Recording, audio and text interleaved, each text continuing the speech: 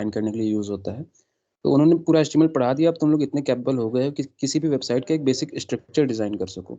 अब बाद में तुम लोग को CSS पढ़ाऊंगा। इसका क्या काम क्या रहता है कि ये तुम्हारे वेबसाइट को डिजाइन करने में हेल्प करता है, उसको एक अच्छा लुक ये देता है। ये क्यों इंपॉर्टेंट है, अगर ये सोच रहे हो तो देखो, यही सबसे इंपॉर्टेंट चीज होती है। जो फर्स्ट इंप्रेशन होता है किसी भी वेबसाइट का, वो CSS ही डिसाइड करता है, और यही तुम्हारे सबकॉन्शियस माइंड पे एक सिग्नल भेजता है। जैसे तुम किसी शोरूम में भी जाते हो तो वहाँ देखते हो कि एक बहुत ज़्यादा लाइटिंग होती है, बहुत ज़्यादा एक अच्छा एम्बियंस, एक अच्छा एनवायरनमेंट क्रिएट किया जाता है। मेन पर्पस उसका यही होता है कि जिससे तुम जल्दी इंप्रेस हो सको, सबकॉन्शियस माइंड पे एक सिग्नल जाए, और तुम कुछ भी उनसे इंप्रेस होकर खरीदने के लिए तैयार हो जाओ। सेम उसी तरीके से तुम्हारी भी वेबसाइट पे जो विजिटर आएंगे, उन्हें इंप्रेस करने के लिए या उन्हें अपनी तरफ इंक्लाइन करने के लिए ये बहुत इंपॉर्टेंट है कि तुम्हारी वेबसाइट खूबसूरत दिखे। और वो हम यूज़ करते हैं CSS की हेल्प से। CSS क्या है? एक स्टाइल सीट लैंग्वेज होती है बेसिकली। लैंग्वेज ये भी है, बट इसमें स्टाइलिंग के लिए यूज होता है। कैस्केडिंग इसका फुल फॉर्म होता है। कैस्केड समझ लो, CSS स्टाइल शीट लैंग्वेज होती है। इसमें हम कैसे ब्यूटीफाई करते हैं? HTML में जो मैम ने टैग्स पढ़ाया था, टैग समझ में आया था ना मैम ने जो पढ़ाया था, tags elements? Yes sir. Yes sir. तो यस सर। उसमें क्या करते हैं हम लोग, एक टैग्स को पकड़ते हैं और उसके लिए हम फिर प्रॉपर्टी लिखते हैं। जैसे H1 टैग मैंने पढ़ाया कि हेडिंग के लिए यूज करते हैं, तो हम क्या करेंगे, H1 टैग लिखेंगे। उसका उसके लिए हम खुद से प्रॉपर्टी डिफाइन कर देंगे कि जितने भी H1 टैग्स मेरे HTML में हैं, सबको रेड कलर से कर दो, या सबका बैकग्राउंड येलो कर दो। तो इस तरीके से हम उनकी प्रॉपर्टी डिफाइन करेंगे और उनको एक नया लुक देंगे। स्टार्ट करते हैं। स्लाइड चेंज हो गई ना juniors? Yes sir. Yes sir. Yes sir. Yes sir.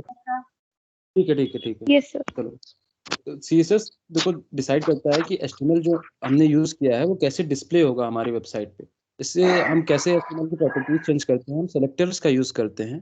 Selector का यूज करके हम एक एक एलिमेंट या टैग को सेलेक्ट करते हैं और उसके बाद उसकी प्रॉपर्टी को मॉडिफाई करते हैं। जैसे यहाँ एग्जांपल पे समझो, फिलहाल ये जो ऊपर स्टाइल लिखा है उस पर ध्यान मत दो, पोर्शन पे तुम लोग ध्यान दो।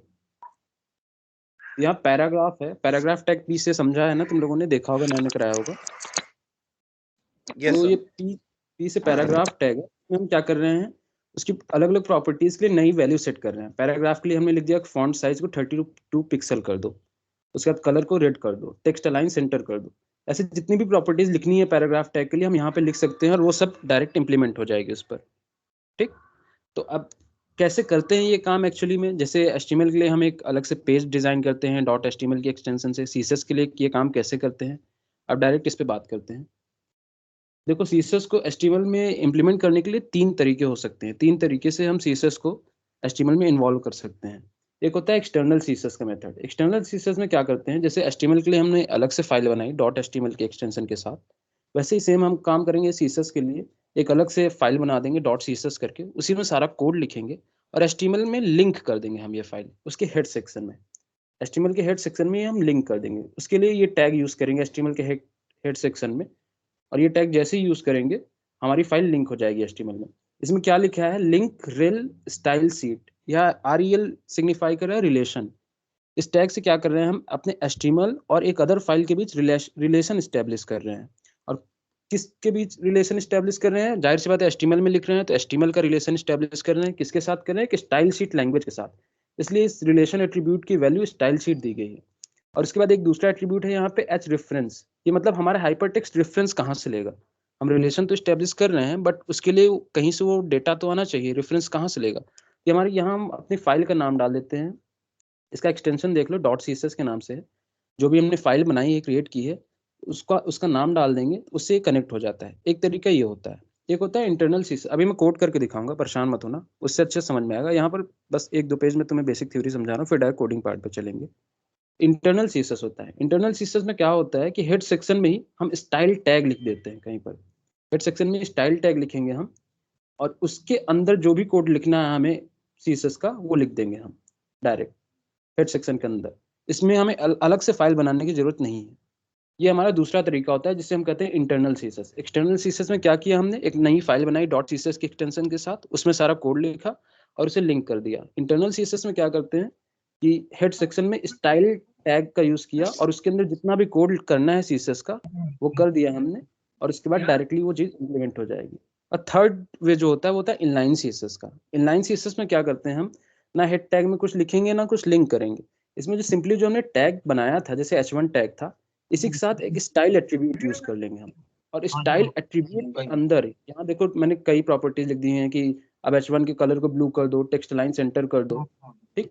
ऐसे जो जो भी प्रॉपर्टीज हैं मैं डायरेक्ट यही स्टाइल एट्रीब्यूट के अंदर लिख सकता हूँ, वो इम्प्लीमेंट हो जाएगी।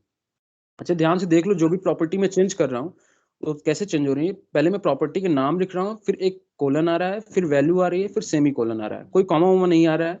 उसके बाद डायरेक्ट नेक्स्ट प्रॉपर्टी, जैसे यहाँ पे कलर, फिर कोलन, ब्लू करना है, उसकी वैल्यू होगी कि ब्लू कर दो, फिर सेमी कोलन, मतलब ये प्रॉपर्टी हो गई, लग गई। अब उसके बाद कोई कॉमा वॉमा नहीं है, डायरेक्ट टेक्स्ट लाइन दूसरी प्रॉपर्टी पे आ गए, फिर कोलन, फिर सेंटर, मतलब इसकी वैल्यू हो गई कि सेंटर कर दो टेक्स्ट को। ये सब प्रॉपर्टीज डिस्कस करूंगा कि किस प्रॉपर्टी की क्या वैल्यू होती है, क्या यूज होता है, वही अभी डिस्कस कर दूँ कोड पार्ट में।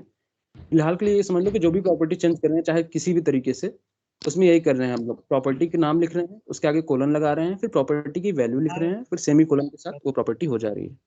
हाँ, कोई कुछ बोलना चाह रहा है?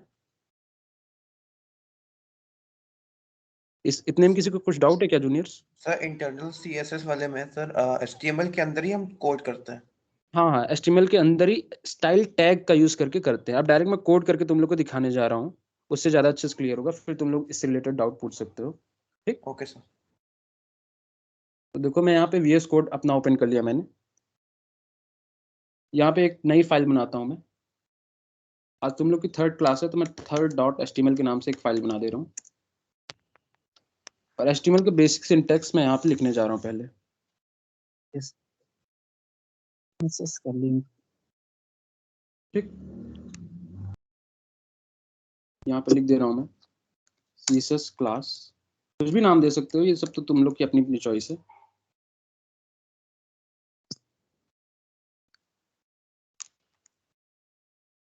अब एक तरीका देखो, मैं सबसे पहले बताऊं एक्सटर्नल CSS के लिए। एक्सटर्नल CSS के लिए एक हमें नई फाइल बनानी पड़ेगी। मान लो उसका नाम हमने दे दिया, कुछ भी नाम दे दिया, third.css। एक्सटेंशन याद रखना कि नई फाइल का जो CSS की फाइल बन रही है उसका एक्सटेंशन .css होगा।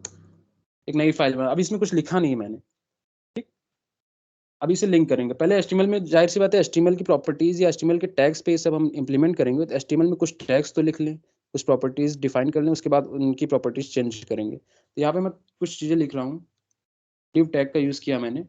और अच्छा, क्लास आईडी पढ़ी है तुम लोगों ने जूनियर्स? क्लास क्या होता है, आईडी क्या होती है? HTML में ये चीज पढ़ा है? No sir. No sir. Yes, No, sir. चलो अच्छा, Yes, sir. Yes sir. No, sir. Ma'am ने जैसे तुम लोग को पढ़ाया था एट्रीब्यूट्स, यस ठीक सर। ठीक, मैं बता रहा हूँ। ओके मैं बता रहा हूँ, कोई बात नहीं, रिवाइज करा दे रहा हूँ मैं। क्या होता है, मैम ने बताया था, जैसे मैं H1 लिख रहा हूँ यहाँ पर, ठीक। H1 जैसे ही क्लोज किया ये हो गया कंप्लीट, बट इसके साथ मैं अगर क्लास एट्रीब्यूट का यूज करता हूँ और उस क्लास को कुछ भी नाम दे देता हूँ, जैसे मान लो हेड नाम दे दिया मैंने, अब ये सेम क्लास का नेम मैं अलग अलग टैग्स को दे सकता हूँ। तो उससे क्या होती है, टैग्स की एक ग्रुपिंग हो जाती है। अगर मैं पूछूंगा हेड ग्रुप के अंदर कितने टैग्स हैं, तो तुम बता सकते हो कि H1 टैग है, H2 टैग है, या जितने भी टैग्स को मैंने ये क्लास दी है वो सब एक ग्रुप के अंदर आ जाएंगे। इससे हम कर क्या सकते हैं, जैसे किसी भी साइट की तुम चाहते हो कि हर हेडिंग को सेम प्रॉपर्टी मिले, कोई भी वेबसाइट होती है तुम ट्राई यही करते हो हरदम, उसकी हेडिंग सारी एक तरीके से दिखें। जैसे फॉर एग्जाम्पल तुम्हें विल्ड द वेब की ऑफिशियल वेबसाइट पे फिर से भी ले जाऊं, जैसे विल्ड द वेब की ऑफिशियल वेबसाइट जो है, यहाँ पे देखो विल्ड द वेब में जो THE है वो रेड कलर से है, बाकी चीजें ऐसे हैं, ठीक। जितनी भी हेडिंग्स देखोगे उन सबका लुक सेम डिजाइन किया गया है। इससे होता है क्या है कि तुम्हारी वेबसाइट काफी अच्छी लगती है, ठीक। तो ये सब कैसे होता है, इन सब पे एक ही प्रॉपर्टी इंप्लीमेंट की गई है, CSS की एक ही प्रॉपर्टी इंप्लीमेंट की गई थी। या तो था कि हम हर बार हर हेडिंग के लिए वही सेम प्रॉपर्टी यूज करें, या एक अच्छा तरीका ये होता है कि हम उनकी एक ग्रुपिंग कर दें, एक क्लास के अंदर उन सबको ग्रुप कर दें, और उसके बाद उन पे वो प्रॉपर्टी उस क्लास पे लगा देंगे, तो डायरेक्टली उन सब टैग्स पर इंप्लीमेंट हो जाएगी। तो दो चीजें होती हैं बेसिकली CSS में इसकी हेल्प के लिए, एक क्लास होता है, एक आईडी होती है। क्लास की हेल्प में, क्लास से क्या करते हैं, हम एक ग्रुप क्रिएट करते हैं, उसमें जितने भी टैग्स रहेंगे अगर उस क्लास पे वो प्रॉपर्टीज लगेंगी तो सारे टैग्स पर वो प्रॉपर्टी इंप्लीमेंट हो जाएंगे। आईडी का क्या है, यूनिक होती है, यूनिक नेम होता है उसमें। जैसे मैंने आईडी लिखा कि H1 की, अब जैसे हेड क्लास है, मैं दूसरी चीजों को भी दे सकता हूँ। अगर मैंने एक कोई H2 बनाया, H2 मैंने बनाया, उसको भी सेम क्लास दे सकता हूँ। मैंने पैराग्राफ टैग बना दिया, उसको भी सेम क्लास दे सकता हूँ मैं, क्लास हेड। लेकिन आईडी अगर है, जैसे मैंने H1 को आईडी दे दी कि हेड वन दे दी मैंने H1 को आईडी, तो अब S2 को मैं सेम आईडी नहीं दे सकता, ये हमारे CSS की इम्प्लीमेंटेशन में मैल फंक्शनिंग करेगा, गलत काम करेगा। आईडी जो होती है सबकी यूनिक होती है। क्लास क्या है, ग्रुपिंग के लिए हम सबको सेम दे सकते हैं। तो क्लास आईडी कॉन्सेप्ट क्लियर है सबको? यूज क्या है क्लास और आईडी का, ये मैं भी Yes, sir. बताने जा रहा हूँ। क्लास आईडी क्लियर है Yes, ना? sir. अभी Yes, जैसे sir. इसका आईडी का नाम देना है तो कुछ Yes, sir. और दो, 2 दे दो या कुछ भी दे दो, तुम्हारी चॉइस है। बट क्लास आईडी हम बेसिकली यूज करते हैं जिससे हम इजिली सेलेक्ट कर सकें एलिमेंट्स को। जैसे मैंने स्टार्टिंग बताया था कि CSS का यूज करते हैं हम एलिमेंट्स को सेलेक्ट करके उनकी प्रॉपर्टीज को डिफाइन करने के लिए। तो क्लास आईडी की हेल्प से ही हम सेलेक्ट करते हैं। तो मैं कुछ छोटे से कोड लिख दे रहा हूँ जिसपे हम अभी CSS इंप्लीमेंट करके देखेंगे। तो सबसे पहले मैं div टॉप क्लास के साथ बना दे रहा हूँ एक ऊपर, और इसके अंदर मैं क्या कर रहा हूँ, एक हेडिंग दे रहा हूँ H1 हेडिंग, जिसमें मैं लिख दे रहा हूँ it's awesome. According to ABP News, it's awesome मैंने लिख दिया जैसे यहाँ पर, ठीक। अब यहाँ पे एक पैराग्राफ टैग मैंने लगाया, इसमें मैंने लॉरम 30 करके कुछ भी डमी टेक्स्ट डाल दिया, ठीक। अब इसके बाद मैं दूसरा डिव बना दे रहा हूँ जिसमें मैं अभी मैं बेसिक एक कोड सा लिख रहा हूँ, ठीक। उसके बाद इसी पे मैं इंप्लीमेंट करके दिखाऊंगा तुम लोग को कि कैसे ये कोड वर्क करेगा, कैसे CSS वर्क करेगा। अच्छा, फिलहाल के लिए चलो इतना ही रखते हैं। मैं इसे पोस्ट कर रहा हूँ उस वेबसाइट को, मतलब लाइव जा रहा हूँ। देखो फिलहाल ऐसे दिख रही है, सिंपल सा। इस पे अभी हम फिलहाल कुछ CSS लगा के देखते हैं। पहले मैं H1 को कुछ क्लास दे दे रहा हूँ। मान लो H1 को मैंने क्लास दे दिया हेड। अब क्या करूँगा, जितनी भी हेडिंग्स मैं आगे लिखूंगा उन सबको हेड क्लास के अंडर रख दूंगा। तो इससे मेरी प्रॉपर्टीज जितनी भी लगाऊंगा वो हेड क्लास के ऊपर लगाऊंगा। इससे मेरी सारी हेडिंग सेम जैसे लिखेंगी। पैराग्राफ को मैं मान लो मैंने आईडी दे दी पैरा1 करके, ये मैंने पैराग्राफ को आईडी दे दी, ठीक। अब मैं CSS के 3 तरीके मैंने बताए थे लिखने के, वो मैं यहाँ इंप्लीमेंट करके दिखा रहा हूँ, ठीक। एक तो मान लो इस H1 टैग को मैंने डायरेक्ट सेलेक्ट किया, मैंने यहाँ CSS के फाइल में गया, मैंने लिखा H1 कर्ली ब्रैकेट्स है। उसके बाद मैंने यहाँ पे लिखा कि इसका कलर कर दो रेड, ठीक। मैं यहाँ साइड में ये भी विंडो ओपन कर ले रहा हूँ, ठीक। अभी देखो लिंक नहीं है, मैं लिंक करता हूँ पहले CSS को फाइल को लिंक करता हूँ। दिख रहा है ना फर्स्ट ईयर स्क्रीन अच्छे से विजिबल है? Yes, sir. दिख Yes, रहा sir. है। Yes, Yes, sir. sir. Yes, sir. yes sir दिख रहा है। CSS फाइल Yes, को sir, लिंक दिख करता रहा हूँ, एक्सटर्नल CSS मैंने कहा था। यहाँ पे लिंक जैसे ही टाइप करोगे कई ऑप्शन आ जाते हैं कि क्या लिंक कर रहा है, एटम, CSS, फैव आइकन, बहुत सारी। तो फिलहाल CSS लिंक कर रहे हैं तो CSS पे क्लिक करेंगे हम, तो अपने आप बाकी चीजें दे दी कि स्टाइल सीट है, बस इसका रेफरेंस हमें लिखना है। रेफरेंस हमारा third.css, तो third.css लिख दोगे। और इसमें क्या होता है कि तुम जैसे स्लैश प्रेस करोगे, इस फोल्डर में जिस फोल्डर में हो तुम, वहाँ जितनी फाइल्स प्रेजेंट होती हैं वो सब आ जाती हैं। कई बार तुम्हें किसी और तरीके की फाइल अगर लिंक करनी हो तो उसके लिए ये चीज़ देख लेना। third.css जैसे क्लिक किया, ये लिंक हो गया। और देखो यहाँ पे इसका कलर रेड हो गया, दिखने रहा है तुम लोग को? क्योंकि मैंने यहाँ लिखा था कि Yes, sir, H1 का दिख रहा है। कलर yes sir सर हाँ सर ये बोलो। सब हेडर फाइल में ही होता है सर, हेडर टैग सर। ये जो लिंकिंग होती है, लिंकिंग हेडर टैग में होती है, ठीक। ओके सर इस लिंकिंग हेडर टैग में। सर एक हाँ, डाउट बोलो। है सर। बोलो। सर ये एक फोल्डर से दूसरे फोल्डर में कैसे जाते हैं सर? डॉट डॉट स्लैश होता है सर, ये वाला थोड़ा समझा हाँ, दीजिए। देखो जैसे फिलहाल तो मैंने यहाँ पे एक ही फोल्डर के अंदर सब रखा है, सब फोल्डर है ही नहीं यहाँ पर, ठीक। तो इसलिए यहाँ पे तो नहीं दिखा सकता, लेकिन मैं तुम्हें बता दे रहा हूँ कि एक बार डॉट करते हो ना तो तुम उस फोल्डर से बाहर निकलते हो, फिर स्लैश करते हो ना तो उस फोल्डर, जैसे इस डॉट किया अब स्लैश किया तो इस फोल्डर की सारी चीजें आई। डबल डॉट करके किया तो मतलब 2 बार मैं 2 कदम पीछे गया, फिर स्लैश करोगे तो और पुराने फोल्डर्स आएंगे। जैसे मेरा आई थिंक डेस्कटॉप पर है, तो डेस्कटॉप पे इस समय देखो जितनी भी चीजें मेरी हैं डेस्कटॉप पे, कोई आइकन है ब्रेव का, ये सब है, ये सब यहाँ दिख रहा है, ठीक। डॉट डॉट स्लैश करने से तुम उस फोल्डर पे देख सकते हो, और डॉट डॉट स्लैश करने से एक कदम और पीछे जाके उस फोल्डर के फाइल्स को ट्रेस कर सकते हो। जितने डॉट लगाते जाओगे उतने कदम पीछे पीछे चलते जाओगे तुम। सर और Clear है? सिर्फ स्लैश से क्या होता है? सिर्फ ओनली स्लैश से स्लैश। उस फोल्डर की फाइल्स दिख जाएंगी तुम्हें। सिर्फ स्लैश लगाया तो देखो थर्ड सारी फाइल्स दिख रही है इस फोल्डर में जितनी है। यहाँ पे third.css लिखा है, thank you so third.css। Much sir. तो मतलब डॉट चलो। लगाएंगे तो हम तो पीछे जाएंगे फोल्डर के। हाँ डॉट, अगर लेकिन पहले डॉट से कुछ नहीं था, डॉट स्लैश से तुम उसी फोल्डर में रहोगे, डॉट डॉट स्लैश से एक कदम पीछे जाओगे तुम, ओके सर। ठीक। अब सर आगे तो चलते डॉट हैं। स्लैश और सिर्फ स्लैश सेम होता है मतलब? सेम कह सकते हो, काइंड ऑफ सेम इम्प्लीमेंट करते हैं वो, ठीक। Okay sir. अब यहाँ देखो लिंकिंग कर लिया हमने एक्सटर्नल सीएसएस को, लेकिन मैंने एक इंटरनल सीएसएस भी बताया था जिसमें क्या करते हैं, हेड टैग में हम स्टाइल टैग का यूज करके यहाँ पे लिख सकते हैं। अगर मैं यहाँ पे लिख दूं कि H1 का कलर ब्लू कर दो, जैसे ही लिखा, अब उसके बाद देखो ये रिफ्रेश हो रहा है, कलर इसका ब्लू हो गया, अभी रिफ्लेक्ट होगा तुम लोग में, ब्लू हो गया, दिखा? Yes sir. Yes sir. Cascading word का मतलब मैंने अभी तक नहीं बताया, तुम लोग को क्लियर नहीं किया, वो मैं यहाँ पे क्लियर करूंगा। अभी आगे चलते रहो। ये देखो मैंने तुम्हें एक एक्सटर्नल सीएसएस लिंक करके दिखा दिया, स्टाइल टैग का यूज करके इंटरनल सीएसएस कैसे इंप्लीमेंट करते हैं वो दिखा दिया। इनलाइन सीएसएस दिखाता हूँ। इनलाइन सीएसएस में क्या करते हैं हम, जैसे H1 की प्रॉपर्टी चेंज करनी थी, यहीं पे स्टाइल एट्रीब्यूट डाला, स्टाइल देखो आधा करके आधा टाइप करके प्रेस करोगे, बाकी तुम्हें VS कोड खुद ही रिकमेंड कर देता है कि क्या करना है। स्टाइल जैसे ही डाला, सारे देने लगा कि इतनी प्रॉपर्टीज है, कौन सी प्रॉपर्टी तुम चेंज करना चाह रहे हो, देख लो सीएसएस में इतनी प्रॉपर्टीज होती है, इतना स्कोप होता है, अनलिमिटेड, इतनी और इससे भी ज्यादा होती हैं, ठीक। ये सब प्रॉपर्टीज तुम चेंज कर सकते हो। फिलहाल मैं तुम्हें सिंपल कलर से दिखा रहा हूँ। इसके कलर को मैंने यहाँ लिखा कि ग्रीन कर दो। अब ग्रीन लिखने के बाद मैं इसे रिफ्रेश कर रहा हूँ, इसका कलर ग्रीन हो गया, ठीक। अब यहाँ पे कैस्केडिंग का मतलब मैं डिस्कस करता हूँ कि प्रायोरिटी ऑर्डर। देखो मैंने तीनों जगह से H1 को ही पकड़ा है, और H1 का कलर वो देखो उसने रेड कर दिया था, इसने ब्लू कर दिया था, इसने ग्रीन कर दिया था, ठीक। अगर यहाँ पे मैंने लिखा है कि H1 का ब्लू कर दो, तो ये ग्रीन क्यों हो रहा है, ब्लू क्यों नहीं हो रहा है? क्योंकि यहाँ पे एक प्रायोरिटी ऑर्डर होता है। कैस्केडिंग में होता क्या है कि इसका मतलब एक ही एलिमेंट के ऊपर कई अलग अलग तरीके से प्रॉपर्टीज की बौछार हो रही है, लेकिन वो किस ऑर्डर में उसे एक्सेप्ट करेगा ये इंपॉर्टेंट होता है। जैसे इसका प्रायोरिटी में डिस्कस करूं तो सबसे ज्यादा होता है कि जो तुम इनलाइन सीएसएस यूज करते हो वही सबसे ज्यादा इफेक्ट डालता है, वो ओवरराइड करता है तुम्हारी सारी चीजों को। फिलहाल मैं स्टाइल टैग को, ये जो जिसमें H1 लिखा है मैंने, इसे अगर हटा भी दूं तो कोई फर्क नहीं पड़ेगा, ये ग्रीन ही रहेगा हर वक्त, और वो जो लिंक किया उसे भी हटा दूं तब भी कोई फर्क नहीं पड़ेगा।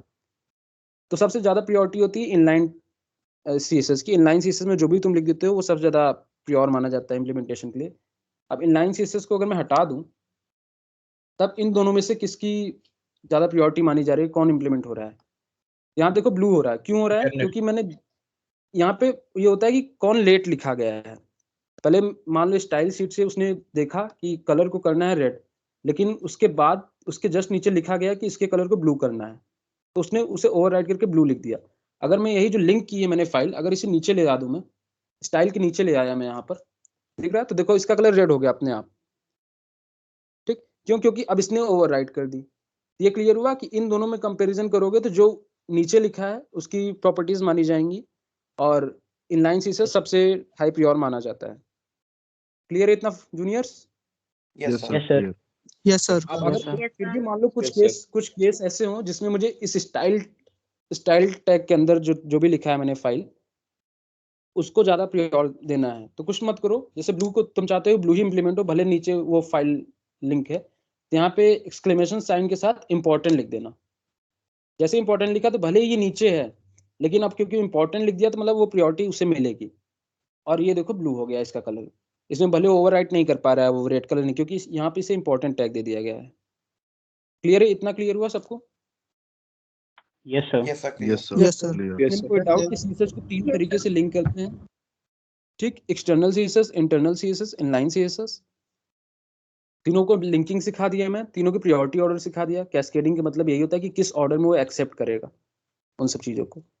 ये क्लियर हो गया। अब मैं सेलेक्टर्स की बात करता हूँ कि कैसे हम सेलेक्ट करते हैं। मैंने कहा कि एक एक HTML के एलिमेंट टैग को सेलेक्ट करके उसकी प्रॉपर्टी को चेंज करते हैं, ठीक।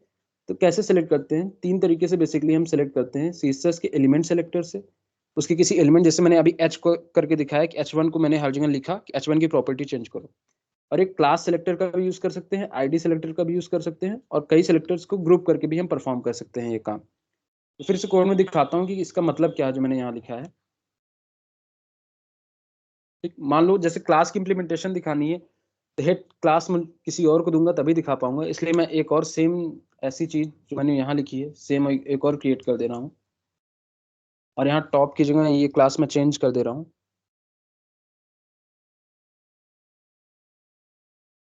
यहाँ मैं सेकंड SEC लिख दे रहा हूँ ऐसे। ये क्लास हेड रन दे रहा हूँ क्योंकि ID देखो यहाँ पैरा1 दी है, तो यहाँ सिर्फ सेम ID पैरा1 नहीं दे सकता, मैं यहाँ ID पैरा2 दे रहा हूँ। अब मैं बताता हूँ कि कैसे सेलेक्ट कर सकते हैं, ठीक। सिलेक्टर्स कैसे होते हैं सीएसएस में। ये कमेंट होता है सीएसएस का, दिख रहा है तुम लोग को? सीएसएस में कमेंट ऐसे देते हैं। Yes sir. Yes, sir. Yes sir. Yes sir. Yes, sir. चलो ठीक है, अब तुम लोग को सिलेक्टर्स बताता हूँ मैं। यहाँ पे पहले मैं तुम लोग को एलिमेंट सिलेक्टर फिर से बता दे रहा हूँ। एलिमेंट सिलेक्टर तो यही है, मान लो H1 जो है तुम्हारा, H1 एक एलिमेंट होता है, तुमने पढ़ा है HTML में। इसके कलर को रेड करने के लिए तुमने H1 को सिलेक्ट किया और उसके अंदर कर्ली ब्रैकेट्स लगा के प्रॉपर्टीज डिस्कस कर दी। और यहाँ पे मैंने हेड क्लास दी है इधर, इसे अगर मैं डॉट हेड से लिखूँ, अगर किसी भी क्लास को सेलेक्ट करना है तो उसके लिए डॉट यूज करते हैं, उसका क्लास का नेम डॉट हेड से लिख के कर्ली ब्रैकेट्स के अंदर लिखूँ, और इसका कलर को अगर मैं कह दूँ कि ब्लू कर दो, अब कह दूँ पिंक कर दो। अच्छा, फिलहाल मैं अब सारा काम जो है एक्सटर्नल सीएसएस से कर रहा हूँ, तो मैं बाकी सीएसएस जो लिखी थी मैंने, ये वाली सीएसएस इसे हटा दे रहा हूँ यहाँ से, ये लिंक रहने दे रहा हूँ, और यहाँ पे कोई सीएसएस अब नहीं बची है। ठीक, तो हमें हमेशा एक्सटर्नल प्रेफर करना चाहिए। हाँ बेटर एक्सटर्नल, नहीं तो एक ही फाइल में तुम्हारी इतनी ज़्यादा डेटा हो जाएगी तो तुम्हें मैनेज करना बहुत मुश्किल होगा। और बाकी Yes, अगर sir. जैसे कभी कभी होता है ये है कि बहुत लंबा कोड चला गया, मान लो 1500 लाइन का तुम्हारा सीएसएस का कोड चला गया और ज़्यादा चला गया है, फिर भी तुम्हें किसी की प्रॉपर्टी अगर चेंज करनी है, तुम्हें पता नहीं चल रहा है कि कहाँ पे उसका टैग यूज़ किया है, कहाँ से हमने एक्सेस किया है पूरी 1500 लाइन में, तो तुम डायरेक्ट यहाँ पे इनलाइन सीएसएस का यूज़ कर सकते हो। जैसे इस लाइन की अगर प्रॉपर्टी चेंज करनी है तो यहाँ पर जो भी लिखोगे, भले ही एक्सटर्नल लिंक किया हो तुमने, वो ये वाली प्रॉपर्टी फॉलो करेगा। इसीलिए मैंने तुम्हें ऑर्डर भी बता दिया है। क्लियर है ये? Yes, जो sir. भी बोला क्लियर है? Okay, Yes, sir. Clear. Yes, sir. Yes, sir. Clear. Clear. चलो मैं फिर से विंडो ओपन कर रहा हूँ।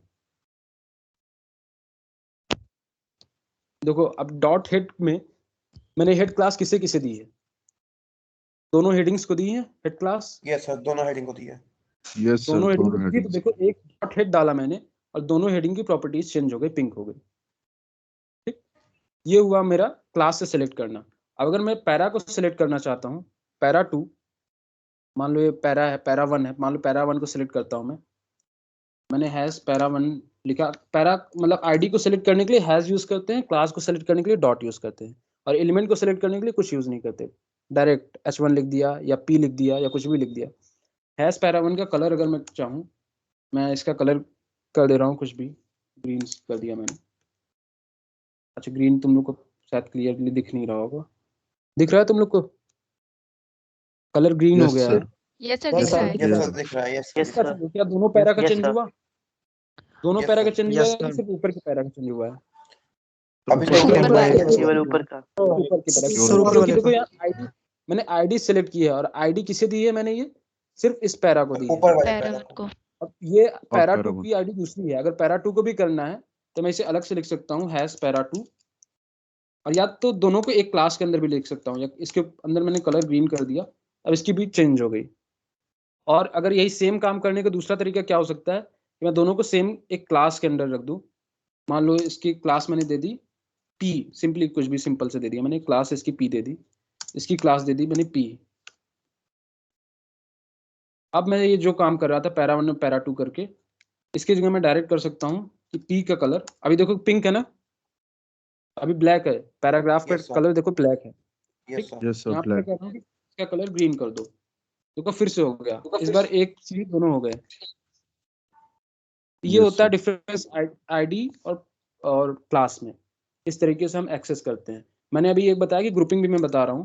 ग्रुपिंग में क्या होता है कि सर वहाँ डॉट पी होगा ना?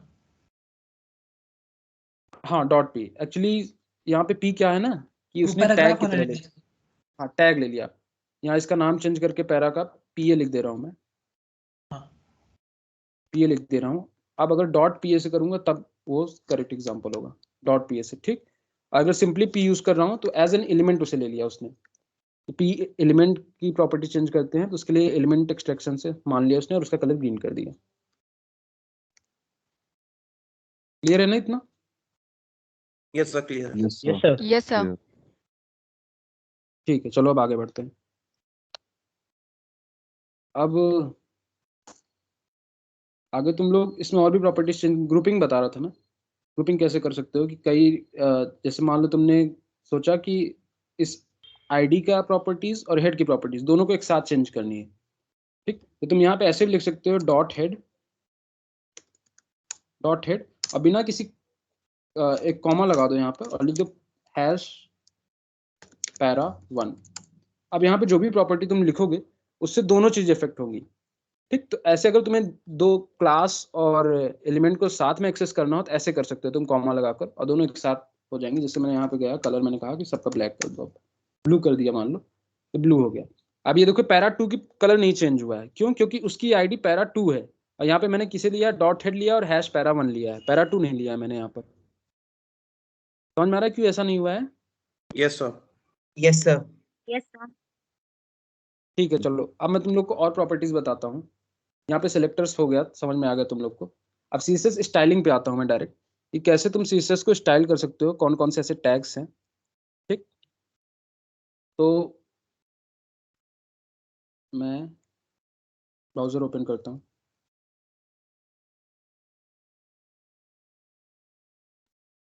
अभी तक तो देखो तुमने सिर्फ कलर देखा है, सिर्फ कलर प्रॉपर्टी देखा है और उससे तुमने देखा कि कैसे हम प्रॉपर्टीज चेंज कर रहे हैं। अब मैं बाकी तरीके बताने जा रहा हूँ जिससे तुम प्रॉपर्टी चेंज कर सकते हो। और उनमें से पहला आता है जैसे फॉन्ट स्टाइलिंग। फॉन्ट स्टाइलिंग में क्या करते हैं हम, जैसे H1 टैग को मैंने H1 टैग को पकड़ा। अब इसमें कई प्रॉपर्टीज होती हैं, एक कर्ली ब्रैकेट रहेगा यहाँ पर। H1 टैग को पकड़ा, मैंने एक कह दिया टेक्स्ट ट्रांसफॉर्म करो, एक प्रॉपर्टी होती है। मैं प्रॉपर्टीज डिस्कस कर रहा हूँ। अब इसको देखो कई ऑप्शन दे देता है सीएसएस, कैपिटलाइज करना है, लोअर केस, अपर केस या कौन सा करना है। मान लो अपर केस करता हूँ तो जितने भी H1 टैग्स मैंने जहाँ जहाँ यूज हुए थे उनका देखो अपने आप कैपिटलाइज हो गए हैं वो। ठीक, और इसी को दूसरी वैल्यू दे सकता हूँ मैं इस प्रॉपर्टी को कि टेक्स्ट ट्रांसफॉर्म को तुम क्या करो, लोअर केस कर दो, तो अपने आप दोनों को लोअर केस कर दिया। सेम यही काम कर सकता हूँ तीसरी प्रॉपर्टी देखकर कि तुम कैपिटलाइज कर दो। इसमें क्या करेगा, सिर्फ फर्स्ट लेटर को उसने कैपिटल किया है, बाकी सब उसने नॉर्मल रखा है। ये देखो एक प्रॉपर्टी कई वैल्यूज हो सकती हैं, तीनों मैंने दिखा दिया है। जैसे एक टेक्स्ट ट्रांसफॉर्म एक प्रॉपर्टी हो गई, बाकी फॉन्ट साइज, फॉन्ट फैमिली, बहुत सारी ऐसी प्रॉपर्टीज होती हैं। तब बाकी प्रॉपर्टीज देखते हैं। जैसे मैं इसे फिलहाल के लिए, अब देखो यहाँ भी ओवर राइट हो रहा है। यहाँ भी मैंने एक ही एलिमेंट के ऊपर सेम प्रॉपर्टी की 3 अलग अलग वैल्यू दी है, लेकिन पहले अपर केस दी। फिलहाल देखोगे तो फिलहाल इंप्लीमेंट हो रहा है कैपिटलाइज वाली प्रॉपर्टी। क्यों? क्योंकि अपर केस दी, उसके बाद मैंने लोअर केस दे दी तो वो ओवर राइट हो गया, फिर उसके बाद कैपिटलाइज दे दी तो वो ओवर राइट हो गया, फिलहाल कैपिटलाइज है। अगर इसे कमेंट करता हूँ तो लोअर केस हो गया, लोअर केस को कमेंट किया तो अपर केस हो गया। एक प्रॉपर्टी यहाँ पे हो गई टेक्स्ट ट्रांसफॉर्म, जिसकी हेल्प से तुम पूरे को, एक तो तरीका हुआ कि डायरेक्ट तुम जैसे यहाँ इट्स ऑसम जब लिख रहे थे तभी तुम पूरा कैपिटल लिख देते, तब भी उससे भी तुम्हारा सेम काम हो जाता। और एक तरीका क्या है कि तुम यहाँ पर आए टेक्स्ट ट्रांसफॉर्म प्रॉपर्टी यूज किया, अपर केस कर दिया। दूसरा फॉन्ट फैमिली, जैसे तुम्हें फॉन्ट फैमिली चेंज करनी है, यहाँ पे फॉन्ट फैमिली तुम लिखा तो अलग अलग ऑप्शन दे देता है तुम्हें VS कोड से बहुत ऑप्शन मिल जाते हैं कि कौन सी फॉन्ट रखना चाह रहे हो तुम यहाँ पर। मान लो मैं कुछ भी सिलेक्ट कर ले रहा हूँ, एक एप्पल करके होता है, एप्पल सिस्टम, मान लो मैंने ये सिलेक्ट कर लिया। देखो फॉन्ट की स्टाइलिंग चेंज हो गई है, पहले इट्स ऑसम अलग तरीके से लिखा था, अब अलग तरीके से लिखा है। दिख रहा है तुम लोग को? Yes sir. Font Yes, family sir. से ऐसे चेंज होता है, फैमिली चेंज हो जाती है। ये कर सकते हो तुम इससे। और आगे बताएं तो फॉन्ट साइज चेंज कर सकते हो तुम। जैसे फॉन्ट साइज, फॉन्ट लिखा, साइज लिखा, पिक्सल में तुम अभी देखो साइज चेंज करने की अलग अलग यूनिट्स होती हैं। फिलहाल मैं पिक्सल डिस्कस कर रहा हूँ, आगे रिस्पॉन्सिवनेस की बात करूंगा तो अलग अलग यूनिट डिस्कस करूंगा, REM, EM, VW, VH बताऊंगा क्या होता है। फिलहाल पिक्सल बता रहा हूँ तुम्हें। देखो इसकी साइज चेंज हो गई, तुम्हें जितनी रखनी हो उसके अकॉर्डिंग तुम कर सकते हो। 15 पिक्सल, 25 पिक्सल, जितना भी करना है। फिलहाल मैं मान लो 45 पिक्सल कर दे रहा हूँ इसे, जिससे क्लियरली दिखता रहे तुम्हें। ठीक, मान लो ये H1 की प्रॉपर्टीज को मैंने चेंज किया, मान लो पैराग्राफ की प्रॉपर्टीज को चेंज करनी है तो P मैंने लाया और इसके ऊपर मैं लगा दूंगा कि फॉन्ट साइज इसकी तुम 23 पिक्सल कर दो, मानने का। और इसकी लाइन, एक प्रॉपर्टी थी लाइन हाइट की, लाइन हाइट। इसमें क्या होता है कि अगर मैं लाइन हाइट को दे दूं कि 3 REM कर दो, देखो यहाँ पे बताता हूँ ये REM क्या है, या इसे पिक्सल में भी कर दो। अगर फिलहाल के लिए 300 पिक्सल को दे दिया मैंने, छोटा देता हूँ 30 पिक्सल। देखो इन लाइंस के बीच का गैप बढ़ गया है, दिख रहा है? पहले इसे अगर मैं कमेंट करूँ, देखो ये लाइंस बिल्कुल एक दूसरे के नीचे थी, लेकिन ये प्रॉपर्टी आती है लाइन का गैप बढ़ गया। ऐसे ही सीसेस होता है, इसमें बहुत सारी ऐसी प्रॉपर्टीज डिस्कस करेंगे और हर प्रॉपर्टी की कोई ना कोई यूनिक पर्पस होता है, कोई ना कोई यूनिक यूज होता है। जैसे लाइन हाइट का बताया तो जितनी वैल्यू डाल दोगे उसके अकॉर्डिंग इसकी लाइन के बीच का गैप बढ़ जाएगा। फिर और क्या होता है कि जैसे फॉन्ट स्टाइलिंग है, फॉन्ट स्टाइल में क्या कर सकते हो, इटैलिक करना चाहो तुम, अगर इटैलिक पे क्लिक कर दोगे तो देखो इटैलिक लुक में आ जाएगा। यहाँ इसकी जगह पे और करना चाहो तो फॉन्ट स्टाइल में तुम इटैलिक की जगह बाकी चीजें भी कर सकते हो, जैसे ऑब्लिक है, ऑब्लिक पे कर दोगे तो ऑब्लिक हो जाएगा। स्टाइल, फॉन्ट स्टाइल में ऑब्लिक पे क्लिक करोगे तो ऑब्लिक लुक में आ जाएगा ये। और इटैलिक ऑब्लिक में ज़्यादा डिफरेंस नहीं दिखता। तो फॉन्ट स्टाइल में जाके तुम यहाँ पे इटैलिक कर सकते हो बेसिकली, और ऑब्लिक कर सकते हो। उसके बाद अगर तुम्हें वेट बढ़ाना है तो फॉन्ट वेट से तुम बोल्ड कर सकते हो, ठीक। और अगर मान लो जितने भी फॉन्ट्स दिए हैं इनमें से तुम्हें कुछ पसंद ही नहीं आ रहा है, ठीक, मान लो मैंने यहाँ पे फॉन्ट फैमिली लिखा, तो कुछ फॉन्ट्स आ जाते हैं ना। मान लो इतने कम फॉन्ट्स है, तुम्हें इनमें से कोई अच्छा नहीं लग रहा है, तो तुम गूगल से भी डायरेक्ट यूज कर सकते हो कोई भी फॉन्ट। उससे भी मैं यूज करना बता दे रहा हूँ। तुम सिंपली गूगल ओपन करना और यहाँ पे सर्च कर लेना Google fonts. According to my fonts, just Google fonts को तुम ओपन करोगे, ऑफिशियल वेबसाइट इसको ओपन करोगे तो यहाँ बहुत सारे फॉन्ट्स दिखेंगे तुम्हें। बता दिया मैंने।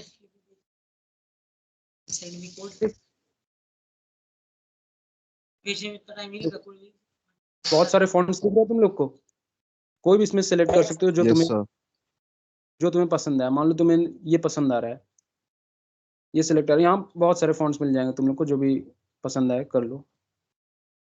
नेटवर्क इशू है क्या कोई? यस सर, स्क्रीन भी लैग कर रही है।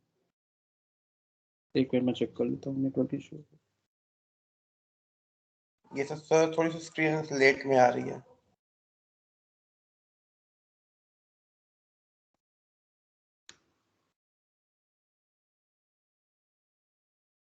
एक्चुअली यार वो डेली डेटा खत्म हो गया, बूस्टर अभी स्टार्ट होगा ना, तो उसमें थोड़ा सा टाइम ले लेता है कभी कभी। फिलहाल लैग दिखा रहा था, अब देखो होने लगा, फुल फॉन्ट ओपन हुआ, ठीक। तो वो ठीक हो जाएगा, जस्ट 1 मिनट में ठीक हो सर जाएगा। जैसे सर हमारे सिस्टम में जो फॉन्ट स्टोर होते हैं, हमने बाहर से अगर डाउनलोड किए, उसको हम कैसे डाल सकते हैं उसमें? सिस्टम वाले वहीं दिख जाएंगे तुम्हें VS कोड में। ओके सर, ठीक। और यहाँ से जैसे कोई फॉन्ट तुम्हें डालना है, उनमें से कोई अच्छा नहीं लगा, तो जैसे ही तुम ओपन करोगे तो ये दिख रहा है तुम्हें, यहाँ पे ये जो लिंक दिख रहा है, इसे तुम कॉपी करना। इस वाले लिंक को यहाँ देखो, 2 चीजें कॉपी करनी पड़ेगी तुम्हें। इसे कॉपी करना और इसे पेस्ट करना तुमने अपने HTML वाले फाइल में।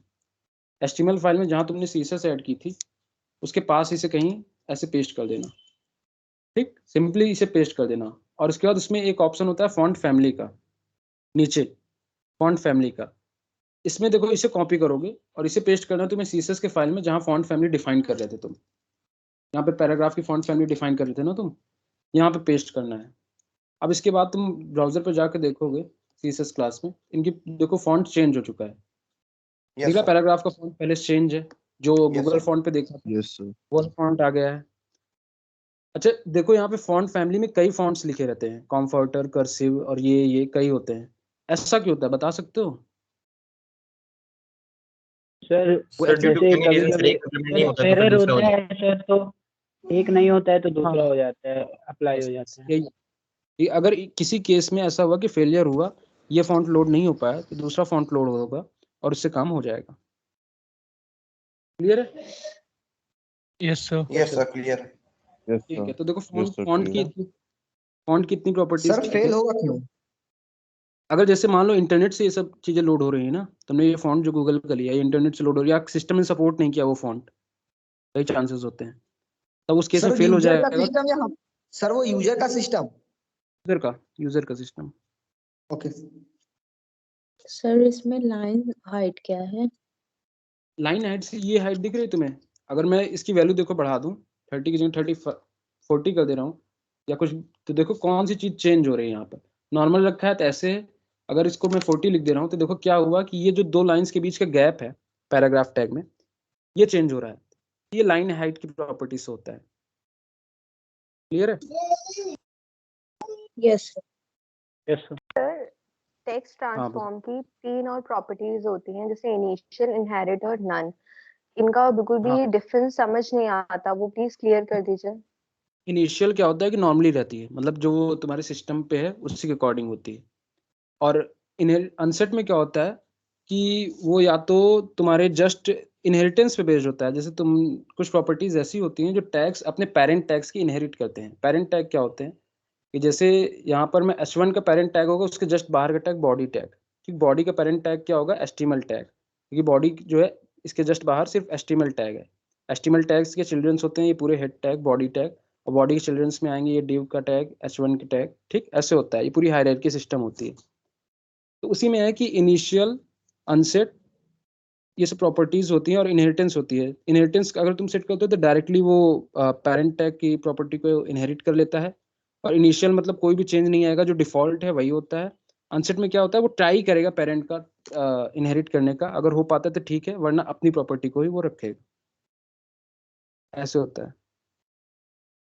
ठीक, ओके सर। और ठीक है, और आगे डिस्कस करते हैं। अब जैसे अभी फॉन्ट की मैंने कुछ स्टाइलिंग तुम्हें बता दी है, अब कुछ कलर्स की बात कर लेते हैं। कलर तुम्हें अगर इसमें इम्प्लीमेंट करना है, कलर पे वैसे मैं बता ही चुका हूँ। फॉन्ट कलर तो तुमने देख ही लिया है कि फॉन्ट कलर के एग्जांपल से मैंने स्टार्ट किया था, तो उसके कलर को तुमने देख लिया है। अब मैं बाकी चीज़ें बताता हूँ तुम्हें। मान लो तुम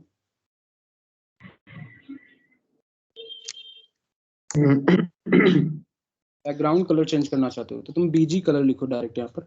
अच्छा, ऐसे जैसे बैकग्राउंड कलर चेंज करना है तो तुम्हें या तो पूरा बैकग्राउंड कलर लिखो, तब ये ऑप्शन देता है, या क्योंकि VS कोड है, VS कोड शॉर्टकट भी समझता है, तुम BG कलर टाइप करोगे तो ऑप्शन देता है। बैकग्राउंड कलर रखोगे, यहाँ पे दे देता है कि क्या बैकग्राउंड कलर रखना चाह रहे हो तुम पैराग्राफ का। ग्रीन सेलेक्ट किया, जैसे ही बैकग्राउंड का कलर ग्रीन हो गया। दिख रहा है ना सबको?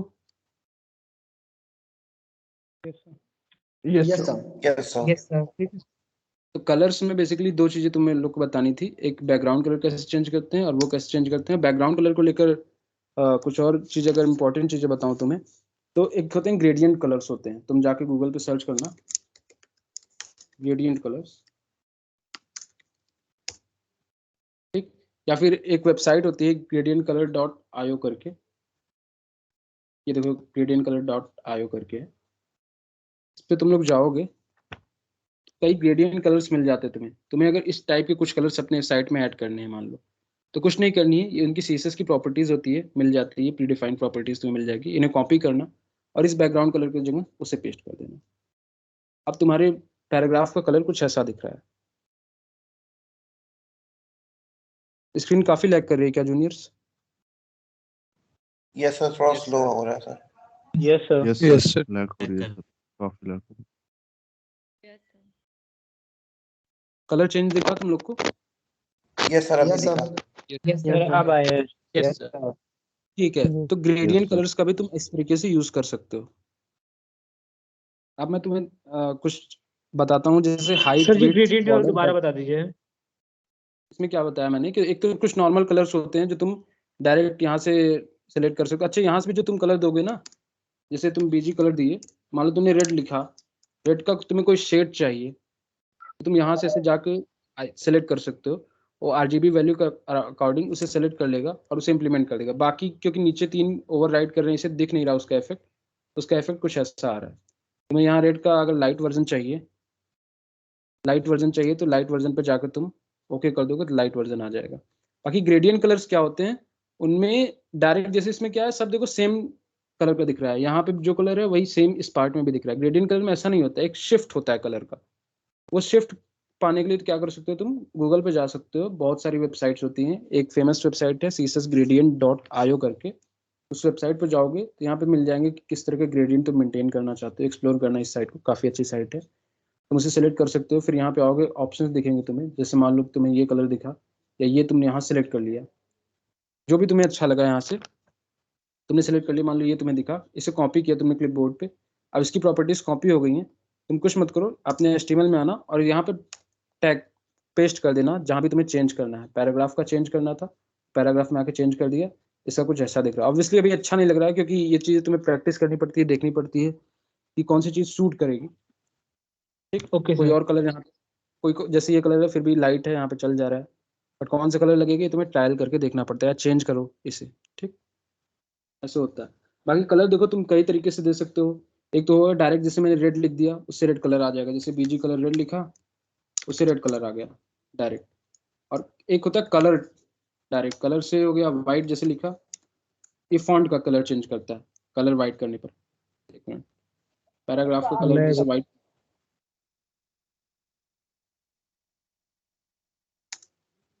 दिख रहा है तुम लोग को? Yes sir.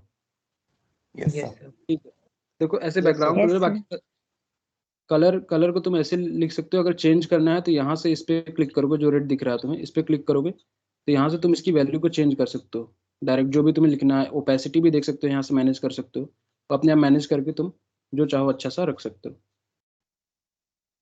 और कई एक टूल और तुम लोग को बता दो, जैसे कई बार होता है क्या है कि तुम मान लो फ्लिपकार्ट की कोई वेबसाइट, फ्लिपकार्ट का कोई क्लोन डिज़ाइन करना चाह रहे हो, ठीक, फ्लिपकार्ट का कोई क्लोन डिज़ाइन करना चाह रहे हो, तो उसकी वेबसाइट का जो नेविगेशन बार का कलर है तुम चाहोगे कि वैसा ही कलर हो। उस केस में क्या कर सकते हो तुम, जैसे flipkart.com पे तुम विजिट किए, एक एक्सटेंशन आता है कलर पिकर करके, कलर पिकर क्रोम एक्सटेंशन डालोगे तुम, उस पर जाओगे तो ये कलर पिक आई ड्रॉपर का एक्सटेंशन ऊपर दिख जाएगा। इस पर क्लिक करोगे, क्योंकि मेरे में एडेड है तो देखना, अभी मेरे में मतलब ऐड करने का ऑप्शन नहीं देगा, बट तुम लोग जैसे ही इसे ओपन करोगे तुम लोग में ऑप्शन देगा ऐड करने का। यहाँ देखो मेरे में रिमूव करने का ऑप्शन दे रहा है, तुम लोग में यहाँ ऐड करने का ऑप्शन आएगा। इसे ऐड कर लोगे, उसके बाद यहाँ ऊपर जब दिखने लगेगा इस पर क्लिक करोगे और यहाँ से फिर तुम डायरेक्ट कलर पिक कर सकते हो। तुम्हें जैसे एग्जैक्ट वैल्यू पता करनी है कि ये कलर की एग्जैक्ट वैल्यू क्या है, यहाँ पे तुम गए फ्लिपकार्ट के इस पे और यहाँ पे तुमने इस कलर की एग्जैक्ट वैल्यू कॉपी की, इसे पेस्ट कर दोगे यहाँ पे कलर सेक्शन में रखकर, बीजी कलर के सेक्शन में हैश के साथ यहाँ पेस्ट करना, उससे तुम्हारे इसकी वैल्यू चेंज हो जाएगी। यहाँ पर इस क्लास में देखो ये फ्लिपकार्ट वाला कलर है, हाँ फ्लिपकार्ट वाला ज़्यादा लैग नहीं है यार, सिर्फ 1-2 सेकंड का लैग है। ये सो दिख रहा है, ठीक दिख रहा है। यस ऐसे कोई तुम्हें कलर क्लोन बनाना है तो उस टूल का यूज कर सकते हो तुम लोग, और वहां से कलर कॉपी करके डायरेक्ट यहाँ पे डाल सकते हो, ये भी यूज कर सकते हो तुम लोग। ठीक, अब मैं तुम्हें बाकी प्रॉपर्टीज पढ़ाने जा रहा हूँ, जैसे हाइट वेट ये सब सेट करना है तुम्हें, तो कैसे सेट कर सकते हो। इसके लिए आगे बढ़ता हूँ मैं। यहाँ पे देखो मैंने आईडी क्रिएट कर रखी थी पैरा1 के नाम से, पैरा1 पैरा2। ठीक, अब उनका यूज करके मैं आगे कहानी बताने जा रहा हूँ। मान लो मैंने पैरा2 को सिलेक्ट किया हैश लगा के, क्योंकि आईडी थी तो मैंने हैश लगाया। यहाँ पर मैंने उसको कुछ बैकग्राउंड कलर दे दिया, ऑलरेडी दिया हुआ है कुछ, मैं लाइट से दे रहा हूँ बस। देखो ओवर राइट हो गया, पहले जो कलर था उससे ओवर राइट हो गया। मैंने इसे बॉर्डर प्रॉपर्टी का यूज करके इसे बॉर्डर दे सकता हूँ मैं। अब बॉर्डर कैसे दे सकते हैं, देखो बॉर्डर में भी अलग अलग तरीके से हो सकते हैं। जैसे मैं राइट साइड से बॉर्डर दे दूँ, बॉर्डर राइट दे दिया, इसमें मैं दे सकता हूँ 3 वैल्यूज देखो मैंने लिखी है यहाँ पर। एक मिनट, ये देखो राइट साइड में तुम लोग को रेड कलर दिख रहा है। एक मिनट, स्क्रीन थोड़ी स्लो करिए, देखो दिखने लगा, राइट साइड में रेड कलर दिख रहा है तुम लोग को। यस ठीक, सर। वो कह रहा है मैंने लिखा है border right 2px solid red. इसका मतलब ये है कि राइट साइड में 2px उसकी विड्थ है, जितने मुझे बॉर्डर चाहिए। अगर इसे 12 करूंगा तो देखना क्या इफेक्ट होता है, थोड़ा मोटा हो जाएगा वो। ठीक, और सॉलिड बताता हूँ इसमें और ऑप्शन क्या होते हैं। सॉलिड तुम यूज कर सकते हो, सॉलिड का यूज करोगे तो वहां पे इस तरीके का बॉर्डर आता है, और रेड कलर मतलब बॉर्डर की डिजाइन बता दी मैंने। 3 प्रॉपर्टीज दे देते हो तो बॉर्डर से हो जाता है तुम्हारा। जैसे राइट में दिया है तुमने, सेम ऐसे तुम लेफ्ट में दे सकते हो, बॉर्डर लेफ्ट।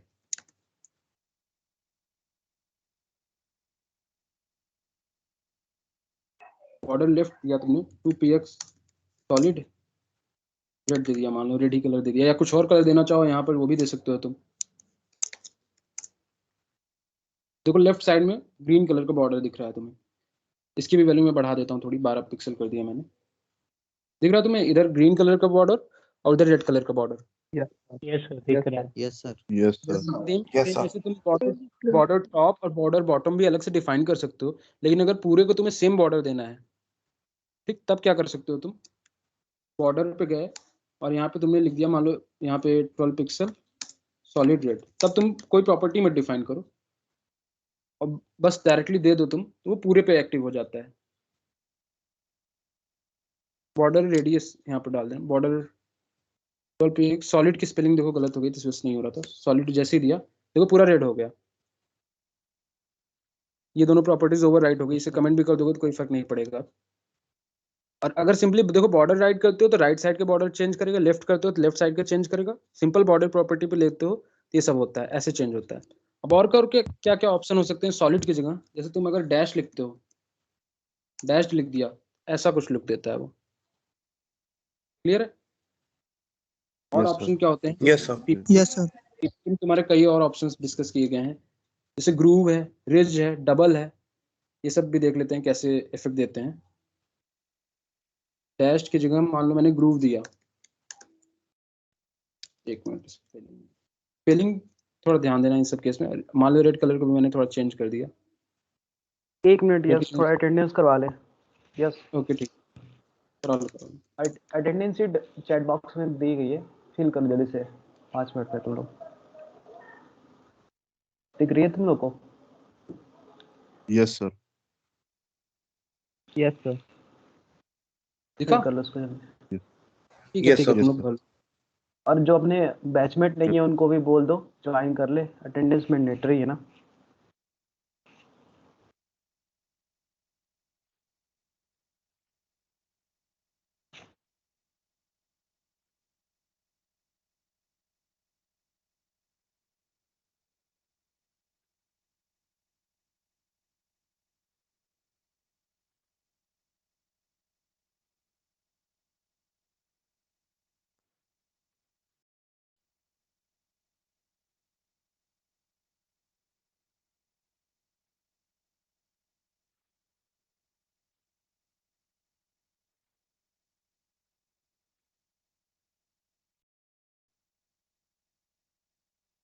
और फर्स्ट ईयर सब समझ में आ रहा है तुम लोग को ना?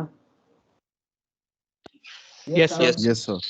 Yes sir. Yes sir. अगर कुछ डाउट हो पूछ लो, फिर से एक्सप्लेन Yes, डाउट करेंगे। है तो पूछ दो। स्क्रीन भी अब देखो लैग नहीं करेगी, थोड़ा सा बीच में इशू हो गया था, डेली डेटा पैक खत्म हुआ था तो अब हो गया है वो सही है।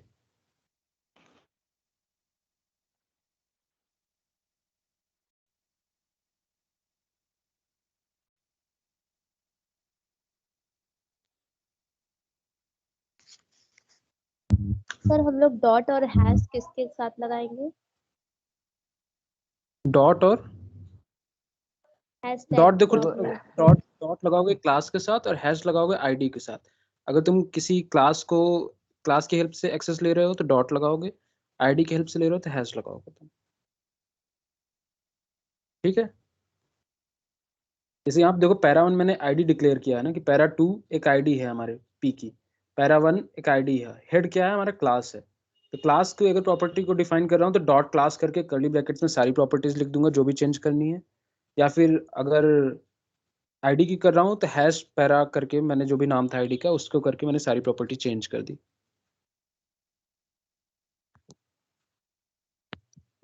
सर आईडी की यूनिक होती है और सर क्लास सर सिमिलर हो सकते हैं। क्या कर सकते हो? ID name class name? Yes sir. Sir ID जो होता है सर यूनिक होता है और सर क्लास जो होता है वो मतलब सिमिलर भी हो सकते हैं किन्हीं दो के, तो सर ऐसा क्यों? क्लास देखो यार, क्लास क्या कर रहे हो तुम, एक कैटेगरी बना रहे हो, कैटेगराइजेशन की टेक्निक है बस। क्लास में क्या कर रहे हो तुम, कई चीजों को एक ही चीज के अंडर रख रहे हो, तो उसके लिए एक सेम क्लास का नाम दे दे रहे हो। आईडी में क्या कर रहे हो, सबको यूनिक कर रहे हो तुम, ठीक, तो सबकी अलग अलग यूनिक नेम दे दे रहे हो जिससे तुम एक्सेस करोगे। ये तुम्हारे काम को आसान करने के लिए, जैसे मैं अगर सिंपली मुझे सारी हेडिंग्स का फॉर्मेट चेंज करना है, सारी हेडिंग्स का लुक चेंज करना है, मैं कुछ नहीं करूंगा, यहाँ पे लिखूंगा क्योंकि सबको मैंने सेम क्लास दे रखी है, डॉट हेड लिखूंगा और उसका कुछ भी कर दूंगा। मान लो कलर मुझे करना है पिंक, तो मैंने कलर पिंक कर दिया, पिंक हो गया हेडिंग का कलर, दोनों हेडिंग का कलर पिंक हो गया फिर डायरेक्ट। अच्छा स्क्रीन अभी भी थोड़ा लैग कर रही है सर। एक पर्टिकुलर वर्ड के सर लेटर्स को डिफरेंट कलर करना है तो कैसे करेंगे सर? हाँ वो भी मैं बता दे रहा हूँ। जैसे मान लो इट्स ऑसम में तुम्हें ऑसम को रेड करना है, ऐसा ही कुछ पूछना चाह रहे हो ना तुम? Hello,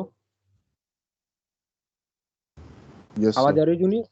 yes sir. यही पूछना जैसे इट्स ऑसम में इट्स को तुम सेम रखना चाह रहे हो, ऑसम का कलर चेंज करना चाह रहे हो, उसमें क्या करो? Yes sir. एक स्पैन, देखो div और स्पैन ये सब ऐसी प्रॉपर्टीज होती हैं जो बहुत हेल्प करती हैं तुम्हारी। एक स्पैन प्रॉपर्टी, तुमने स्पैन टैग को डिक्लेयर किया और ऑसम को स्पैन टैग के इन बिटवीन डाल दिया, ठीक। अब ये अलग टैग के अंदर है। अब तुम स्पैन टैग की जो भी प्रॉपर्टी डालोगे जैसे स्पैन का मैंने कहा कि कलर रेड कर दो, स्पैन का कलर रेड कर दिया। अब इसे रीलोड करता हूँ मैं पेज को, देखो इट्स ऑसम में ऑसम का कलर रेड हो गया,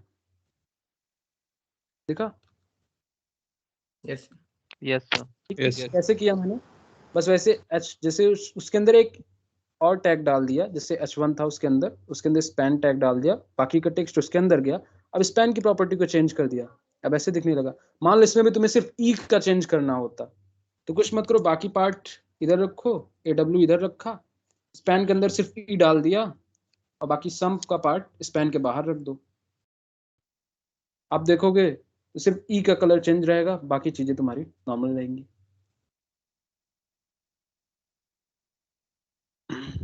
देख लो एक बार, रिलोड हो रहा है, दिखा तुम लोग को? Yes sir. Yes sir. Yes sir. Particular चीज का चेंज करना चाहो तो वो भी कर सकते हो। Okay sir. ठीक है, ठीक हो गया। तुम लोगों ने फॉर्म भर दिया? Yes sir, attendance yes sir. Yes sir. ठीक है, मैं कंटिन्यू करता हूँ। देखो फर्स्ट ईयर जो भरा नहीं है जल्दी से कुछ दिन बाद हो जाएगा। ठीक है, तुम यस कंटिन्यू करो ना। ठीक ओके, मैं कंटिन्यू करता हूँ। तो देखो यार, बॉर्डर बता रहा था तुम लोग को।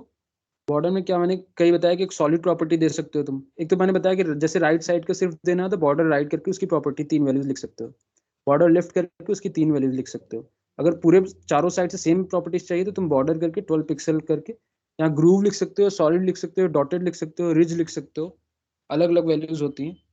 ठीक, या अगर नहीं वैल्यूज तुम्हें याद है तो बॉर्डर स्टाइल देखो, वैल्यूज तुम्हें जो है वो भी रिकमेंड करता है, VS कोड भी। तो बॉर्डर स्टाइल पे जाओगे तो यहाँ बताने लगा कि डॉटेड, डबल, ग्रूव, हिडन कर दोगे तो दिखेगा नहीं, ग्रूव कर दोगे तो इस टाइप का 3D इफेक्ट का, जैसे किसी सीनरी के अराउंड होता है वैसा दिख जाएगा तुम्हें, ऐसा होता है। अब अगर बैकग्राउंड चेंज की बात करूँ, बैकग्राउंड का कलर तो देख ही लिया कैसे चेंज करना है, बैकग्राउंड कलर डाल देंगे, उससे बैकग्राउंड का कलर चेंज हो जाएगा। बॉर्डर रेडियस भी देख लेते हैं, उसका मैं बताता हूँ। बैकग्राउंड का इमेज जैसे हमें ऐड करना है कि मान लो बैकग्राउंड में कलर नहीं चेंज करना, एक इमेज ऐड करनी है, तो वो कैसे करेंगे? बॉर्डर रेडियस पहले देख लो। बॉर्डर रेडियस जिस तरीके से बॉर्डर हम साइड बाय साइड डिफाइन कर सकते थे, उसी तरीके से बॉर्डर रेडियस भी हम अलग तरीके से, मतलब हर चारों कोने की अलग तरीके से डिफाइन कर सकते हैं। जैसे ये वाला जो कोना होगा इसे हम कहेंगे टॉप राइट कॉर्नर, तो हम लिख सकते हैं बॉर्डर टॉप राइट का रेडियस क्या कर दो, 20 पिक्सल कर दो। 20 पिक्सल वैल्यू कम लग रही है तो 30 पिक्सल करके दिखाता हूँ। देखो ये यहाँ पे एक कर्व आ गया है, 30 पिक्सल जैसे लिखा मैंने, दिख रहा है juniors? Yes sir. Yes sir. ये टॉप राइट जैसे लिखा है मैंने, तो बाकी जगह देखो नहीं है, बाकी जगह अभी भी एज है, यहाँ पे कर्व आ गया। इसकी वैल्यू तुम जैसे ही चेंज करोगे, जितनी भी 40 करोगे तो उसके अकॉर्डिंग कर्व बढ़ जाएगा, कर्व का रेडियस। वैसे ही अगर तुम्हें टॉप बॉटम का करना है, मतलब बॉटम राइट का करना है, तुम लिख सकते हो बॉर्डर बॉटम राइट रेडियस, इसकी जो वैल्यू चेंज कर सकते हो 34 पिक्सल मैंने लिख दी, ये ऐसा चेंज हो गया। ठीक, अब इधर का अगर मान लो सेम ऐसे इधर का चेंज करना है तो तुम लिख दोगे border top left radius, border bottom left radius, और जो भी वैल्यू तुम्हें असाइन करनी कर दो। अगर चाहते हो चारों कोने से बिल्कुल सेम अमाउंट की रेडियस आए तो उसे तुम सिंपली बॉर्डर रेडियस की प्रॉपर्टी यूज कर सकते हो। उसमें डाल दिया, मान लो तुमने 30 पिक्सल डाला, देखो चारों साइड से सेम अमाउंट पे रेडियस हो गया, इधर से भी उतना, इधर से भी उतना, सेम ऐसे इधर से भी इतना, इधर से भी इतना। दिख रहा है तुम लोग को? Yes sir. ठीक है, अब चलो मैं बताता हूँ। जैसे अभी तक कलर्स की डिस्कस कर लिया हमने, फॉन्ट का कैसे मैनेज करना है वो देख लिया, बॉर्डर क्या होते हैं, बॉर्डर की स्टाइलिंग देख ली, बॉर्डर की रेडियस का देख लिया। अब बैकग्राउंड इमेजेस पे आते हैं, बैकग्राउंड इमेज कैसे हैंडल कर सकते हैं हम लोग, उसके लिए थोड़ी बात कर लेते हैं। जैसे यहाँ पे मैं मान लो यहाँ पे जो मैंने क्रीम कलर दिख रहा है बैकग्राउंड इस पैराग्राफ में। हाँ बोलो बोलो सर। जैसे हम ये बोल रहे हैं कि जैसे जो 4 कॉर्नर है हम लोगों का, उसमें तो हम लोग को पूरे कॉर्नर को एक साथ अगर रेडियस मतलब कर्व बनाना है तो फिर कैसे होगा उसका? ये देखो, ये जो बॉर्डर रेडियस की प्रॉपर्टी लिखी 30 पिक्सल, ये चारों कॉर्नर पे सेम तरीके से इंप्लीमेंट कर रही है। 30 पिक्सल चारों कॉर्नर को बेंड कर रही है, मतलब रेडियस डिजाइन कर रही है। तो अगर चारों करना है तो बॉर्डर रेडियस यूज कर लो, एक का करना है तो बॉर्डर टॉप राइट या बॉर्डर बॉटम राइट या उसकी जो भी पोजीशन हो उसके अकॉर्डिंग कर लो। ओके। ठीक, अब बात करते हैं बैकग्राउंड की। तो जैसे बैकग्राउंड को तुम्हें इसका चेंज करना है, क्रीम कलर का जो है, यहाँ पे कोई पिक्चर मान लो डालनी है तुम्हें, तो बैकग्राउंड कलर तुम डाले, बैकग्राउंड कलर में गए, सॉरी बैकग्राउंड डालो, सिंपली कलर नहीं है हमें लिखना है, इस बार इमेज लगानी है। बैकग्राउंड तुम डालोगे, उसके बाद यूआरएल डालो। यूआरएल में ऐसे लिख के तुम डालोगे कि कौन सी इमेज तुम्हें रखनी है। उस इमेज का यूआरएल मतलब कि तुम्हारे फोल्डर में जहां भी होगी वो डाल दो। स्लैश जैसे ही करोगे तो फोल्डर में दिखने लगेगा। तो यहाँ पे देखो डॉट जेपीजी करके एक है, मैंने पहले से एक इमेज रखी थी। डॉट जेपीजी जैसे कि इसकी बैकग्राउंड में एक इमेज आ गई, ये सीनरी थी एक्चुअली ग्रीन कलर की, वो आ गई है। तो यहाँ टेक्स्ट नहीं दिख रहा है, टेक्स्ट दिखाने के लिए मैं क्या कर सकता हूँ, इसके कलर को व्हाइट कर दे रहा हूँ। अब देखो टेक्स्ट भी हल्का हल्का दिखने लगा है तुम लोग को, ठीक। यस सर, दिख रहा है। कलर व्हाइट क्योंकि कलर प्रॉपर्टी की यूज करते हैं हम फॉन्ट की कलर चेंज करने के लिए, तो उससे हम ये कर सकते हैं।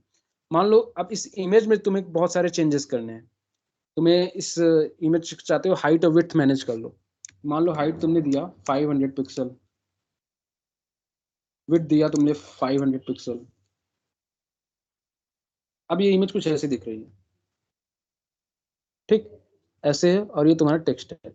एक प्रॉपर्टी होती है टेक्स्ट अलाइन की, text align. Text align centre अगर कर देते हो तुम, ये देखो जितना भी टेक्स्ट था सेंटर आ गया, सेंटर में आ रहा है ये। अगर तुम्हें नहीं समझ में आ भी तो देखो लास्ट में EIUS जो लिखा है उस पर फोकस करना। अच्छा चेंज देखो रिफ्लेक्ट हुआ होगा, अभी जस्ट रिफ्लेक्ट हुआ, तो तुम लोग को दिखा होगा ये टेक्स्ट लाइन से क्या डिफरेंस आया।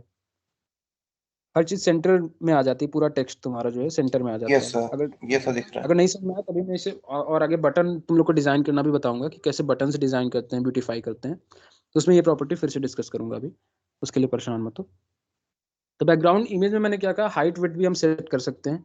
अगर देखो होगा क्या, मैं हाइट विड्थ को बहुत हाई कर दूं, मान लो यहाँ पे मैंने लिखा 2500 पिक्सल, विड्थ को लिखा 2500 पिक्सल। अब जरा देखते हैं क्या हो रहा है वेब पेज पे। ये हमारी इमेज थी, देखो डाउन साइड पे रिपीट हो रही है, डाउन साइड पे इमेज रिपीट हो रही है।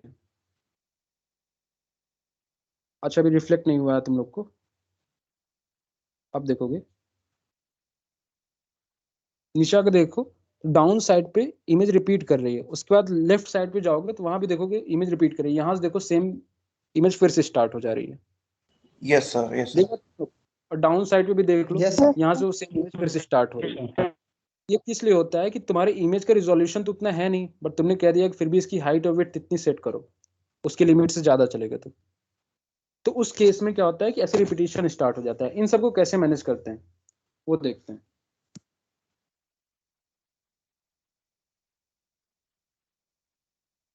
ठीक, यहाँ तक आ गए थे। अब उसे मैनेज करने के लिए हम क्या कर सकते हैं, एक तो अगर मान लो देखो एक्स डायरेक्शन में रिपीटिशन हो रहा है, वाई डायरेक्शन पे भी, एक्सिस पे पढ़े होगे ना तुम लोग, एक्स एक्सिस पे भी रिपीटिशन चल रहा है, वाई एक्सिस पे भी। अगर तुम चाहते हो कि सिर्फ एक्स एक्सिस पे रिपीट करे, तो यहाँ पे डाल सकते हो background repeat x. Background repeat करोगे, रिपीट एक्स जैसे ही डाला तुमने यहाँ पर, अब सिर्फ देखो एक्स डायरेक्शन पे रिपीट हो रहा है, वाई डायरेक्शन पे रिपीट नहीं हो रहा है। वाई डायरेक्शन की जगह वाइट आ जा रहा है, देखो बॉर्डर दिख रहा है, बॉर्डर यहाँ तक है क्योंकि इसकी विड्थ हमने, इसकी हाइट ज्यादा सेट कर रखी है, लेकिन इमेज यहीं तक है। इमेज इसके बाद रिपीट नहीं होती, अपना रिजोल्यूशन नहीं बदला उसने। लेकिन एक्स डायरेक्शन देखो अभी भी यहाँ रिपीट कर रही है, क्योंकि हमने कहा है कि बैकग्राउंड को रिपीट करो सिर्फ एक्स डायरेक्शन में। ठीक, ऐसे हो रहा है। अगर हम चाह रहे हैं कि सिर्फ वाई डायरेक्शन में रिपीट करें, रिपीट एक्स की जगह रिपीट वाई कर देंगे। अब इस केस में क्या होगा, देखो नीचे रिपीट हो रही है इमेज, लेकिन इस साइड नहीं रिपीट हो रही, इस साइड में व्हाइट एरिया आ जा रहा है तुम्हें बचा हुआ। बॉर्डर हमारे यहाँ तक है, लिमिट एक्सटेंड कर गया है, लेकिन रिपीटिशन फिर भी इसने नहीं किया क्योंकि हमने मना कर दिया कि सिर्फ एक्स डायरेक्शन वाई डायरेक्शन में रिपीट करो। अगर चाहे किसी डायरेक्शन में ना रिपीट हो तो सिंपली बैकग्राउंड रिपीट को तुम वैल्यू दे देना नो रिपीट करके। नो रिपीट करके जैसे ही लिखोगे, अब देखो किसी डायरेक्शन में रिपीट नहीं हो रहा है, इधर जितनी भी एक्स्ट्रा स्पेस थी बची रह गई, इधर जितनी भी एक्स्ट्रा स्पेस थी बची रह गई। अब इस एक्स्ट्रा स्पेस का क्या करें, ये तो हमारे पेज को खराब कर रही है, पूरी इमेज हमें दिखनी चाहिए थी इस एक फ्रेम के अंदर, बट ऐसा नहीं हो रहा है। तो उसके लिए बैकग्राउंड साइज का ऑप्शन होता है। अच्छा यहाँ पे बैकग्राउंड पोजीशन तुम लोग को दिखा दे रहा हूँ। मान लो किसी बड़ी सी जैसे बॉक्स है, उसमें तुम्हें इमेज को सेटल करना है, तो फिलहाल देखोगे तो ये इमेज इस पूरे ग्रीन बॉक्स में, जो ग्रीन बॉर्डर है तुम्हारा, इस ग्रीन बॉर्डर के टॉप लेफ्ट कॉर्नर पर है ये इमेज। समझ आ रहा है ना इतना, ये इमेज जो है इस ग्रीन बॉर्डर के टॉप लेफ्ट पर है। अगर तुम चाहते हो कि इस ग्रीन बॉर्डर के बिल्कुल एग्जैक्ट सेंटर में आ जाए, एक्स एक्सिस वाई एक्सिस दोनों के कंपैरिजन में सेंटर में आ जाए, तो तुम यहाँ पे डाल सकते हो बैकग्राउंड पोजीशन, बैकग्राउंड पोजीशन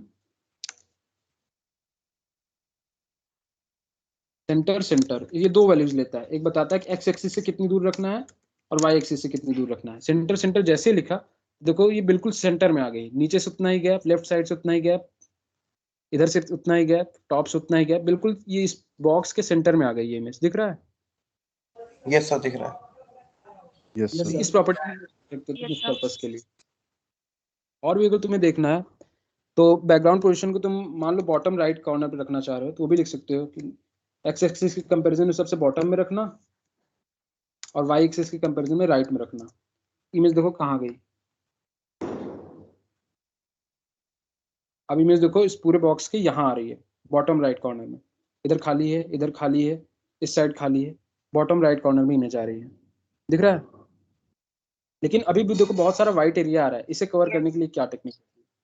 इसे कवर करने के लिए तुम क्या कर सकते हो, ये देखो बहुत इंपॉर्टेंट बताने जा रहा हूँ, ये जो बताने जा रहा हूँ, क्योंकि इमेजेस से बहुत डील करोगे तुम लोग, वेबसाइट बनाते हो, इन दो प्रॉपर्टीज का यूज काफी कर लोगे तुम लोग। बैकग्राउंड साइज को क्या किया हमने, बैकग्राउंड साइज को कंटेन कर दिया। अब कंटेन करते हुए क्या होता है, कंटेन में क्या करेगा, जितनी एक्स्ट्रा स्पेस है वो रहने दो, लेकिन अपना रिजोल्यूशन नहीं चेंज करेगा। तुम्हें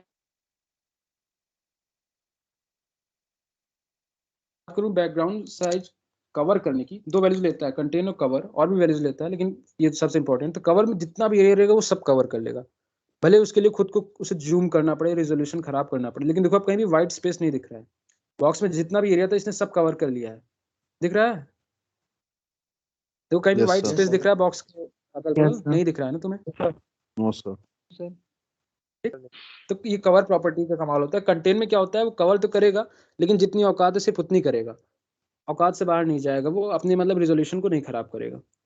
अब मान लो यहाँ इतनी साइज की जरूरत नहीं पड़ेगी, तुम्हें बैकग्राउंड की पोजीशन और बैकग्राउंड साइज की प्रॉपर्टी एक्सप्लेन करने के लिए कही थी, तो अब 2500 से मैं इन दोनों घटा के 500 पिक्सल कर दे रहा हूँ। तो फिलहाल ये कुछ ऐसा लग रहा है, ठीक, रिफ्लेक्ट हो जाए, थोड़ा सा लेट है, अब कुछ ऐसा दिख रहा है। क्लियर है juniors? Yes sir. Yes sir. Yes sir. Yes sir. Clear. ठीक है, अब तुम लोगों को कुछ और चीजें बता देता हूँ फिलहाल यहाँ पे। जैसे यहाँ पे देखो कोई लोगो नहीं दिख रहा है, विल्ड वेब की ऑफिशियल वेबसाइट बगल में ही खुली है मेरे यहाँ पर, ठीक। यहाँ देखो CES का लोगो है छोटा सा, दिख रहा है तुम्हें? जहाँ मेरा कर्सर है वो एरिया देखना।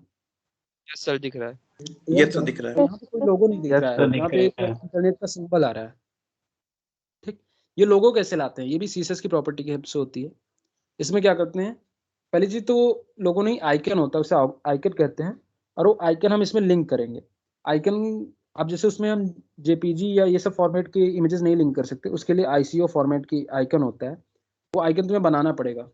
उसके लिए कई टूल्स होते हैं, जैसे एक होता है, मैं तुम्हें बता दूं, और देखो जो भी नाम बता रहा हूँ ये मत सोचना कि तुम लोग भूल जाओगे, आज जो रिसोर्स शेयर होगा उसमें ये सारी डिटेल्स तुम्हें मिल जाएंगी, लिंक या जो भी साइट्स बता रहा हूँ तुम्हें। जैसे टूल्स डायनेमिक करके एक होते हैं, टूल्स डायनेमिक, फैव आइकन, उन्हें फैव आइकन कहते हैं। टाइप करोगे तुम, जस्ट लोड हो रहा है ये जो पहला तुम्हारी वेबसाइट खुली, इस पर क्लिक करोगे, यहाँ देखो कह रहा है कि चूज फाइल पे जाओगे, तुम्हें जिस भी इमेज को वैसे वहां पे लगाना है। जैसे मुझे CES का लोगो डिजाइन करना था, मतलब उसको लगाना था वहां पर, मैंने CES की इमेज के लिए वो चेंज किया, क्योंकि ये फिक्स फॉर्मेट में हो सकता है। जाहिर सी बात है इतनी छोटी जगह पे कोई भी बड़ी इमेज नहीं लगा सकते, तो उसका रिजोल्यूशन पहले यहाँ से ऑटोमेटिकली सेट कर देता है।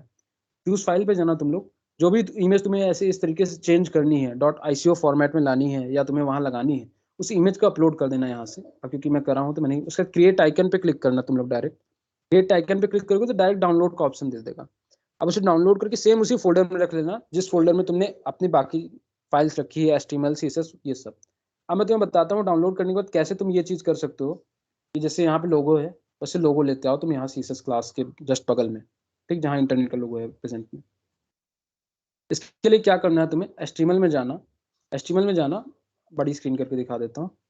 HTML में जाना, जहाँ पे तुमने बाकी चीज़ें लिंक की है, स्टाइल शीट, ये तुमने गूगल के फॉन्ट के लिए लिंकिंग की थी, यहीं पे तुम एक चीज़ और लिंक करना, बस कुछ मत करना, लिंक टाइप करना। तो देखो कई ऑप्शन देता है, यहाँ एक फैव आइकन का ऑप्शन दे रहा है कि क्या कोई फैव आइकन लिंक करना चाह रहे हो, फैव आइकन पे क्लिक करना, और उसके बाद यहाँ पे जाना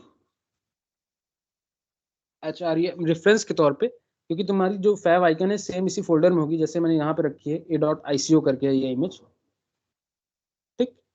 a.ico लिखना तुम यहाँ पर, और उसके बाद मैं स्लैश किया, a.ico पे आया। टाइप की एक्चुअली में जरूरत होती नहीं,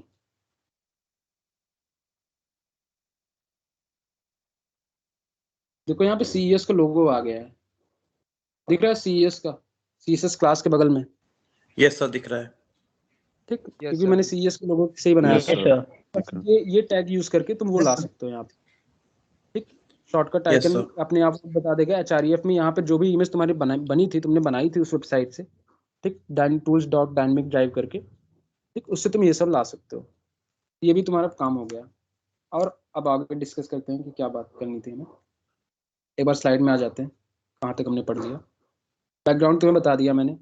शैडो को बता देता हूँ थोड़ा समय, शैडो कैसे होता है, शैडो इफेक्ट कैसे क्रिएट करते हैं।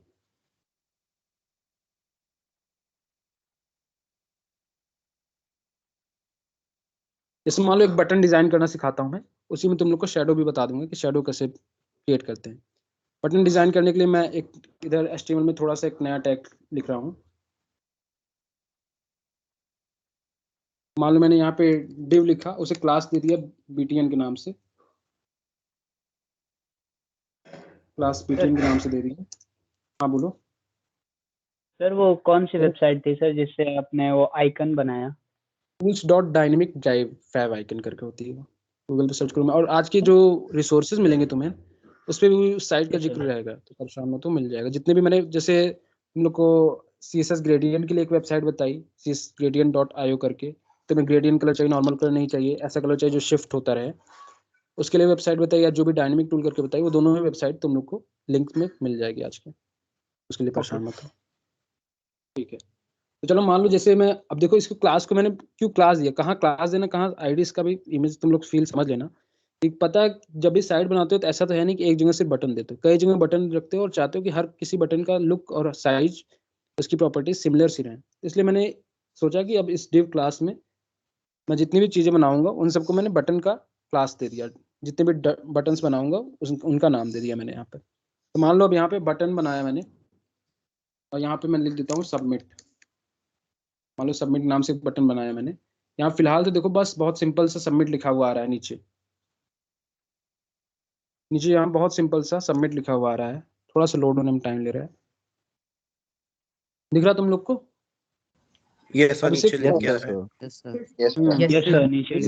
प्रॉपर बटन का लुक कैसे देते हैं ये डिस्कस करते हैं इसमें। इसके लिए मैं क्या करूंगा, डॉट बटन की प्रॉपर्टीज को चेंज करूंगा, जिससे मैं फ्यूचर में जितने भी चाहूँ सेम इसी तरह के लुक के साथ बटन बना सकूँ। डॉट बटन लिखा, अब इसके अंदर प्रॉपर्टीज को चेंज करूंगा मैं।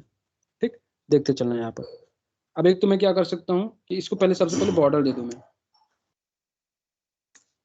देखो ये बॉर्डर देने वाली प्रैक्टिस अच्छी इसलिए होती है कि तुम्हें पता चल जाता है कि तुम्हारा जो एलिमेंट यूज कर रहे हो वो इनलाइन है या ब्लॉक है, उस पर किस तरीके की प्रॉपर्टीज एक्ट कर रही हैं। इसलिए सबसे पहले ट्राई किया करो, कुछ भी जैसे बना रहे हो तो एक बॉर्डर दे दिया करो, भले बाद में हटा दो उससे, लेकिन उससे काफ़ी हेल्प हो जाती है तुम्हारी।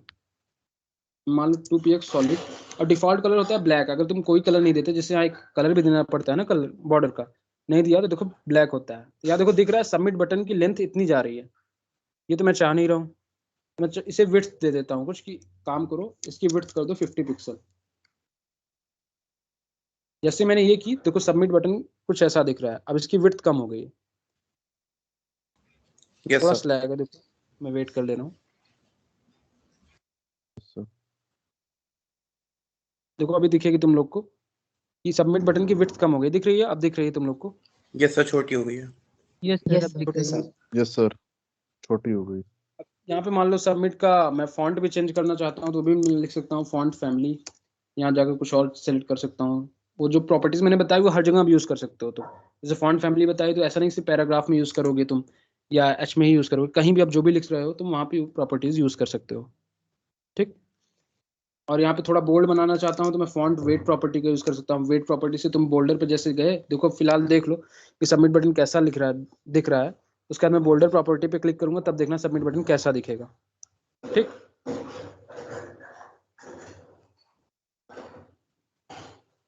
फॉन्ट वेट बोल्डर अभी मैंने टाइप किया है।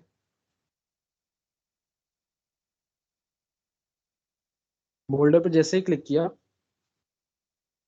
अब देखो सबमिट का वो जो है टेक्स्ट जो है थोड़ा बोल्ड हो गया, इससे तुम बोल्ड कर सकते हो अपने उसको टेक्स्ट को। क्लियर है? देखो अब दिखा तुम लोग को? यस सर दिख रहा है। यस दिख रहा है? यस सर यस सर दिख रहा है। ठीक है ठीक है, चलो अब आगे बढ़ते हैं। अब जैसे क्या करोगे तुम लोग कि कोई भी बटन होगा तो उसके साथ कोई ना कोई लिंक अटैच रखते हो, ऑब्वियस है बहुत सी। ऐसा तो नहीं कि सिंपली ऐसे लुक के लिए तुम बना दोगे। उस बटन को बनाओगे तो तुम उसमें कोई लिंक ऐड करोगे, तो एंकर टैग का यूज करोगे ना। यहाँ पर मैं उसे भी इंक्लूड कर दे रहा हूँ। मान लो ये यहाँ पे तुमने एंकर टैग रखा और एंकर टैग के बीच में तुमने लिखा सबमिट, या मान लो गूगल लिख दे रहा हूँ मैं। यहाँ पर एक बटन बना रहा हूँ जिस पर क्लिक करते हो तुम डायरेक्ट गूगल पे चले जाओ, और वहां पे मैंने रेफरेंस को गूगल की ऑफिशियल साइट दे दी।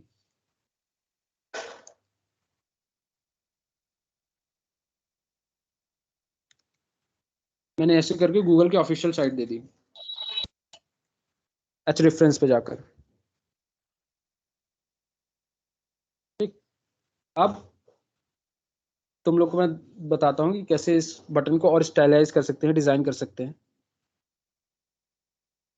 यहाँ पे देखो बटन है, यहाँ देखो जैसे एंकर टैग दिया मैंने, यहाँ देखो ग्रीन कलर का दिखने लगा, ब्लू कलर की एक लाइन दिखने लगी।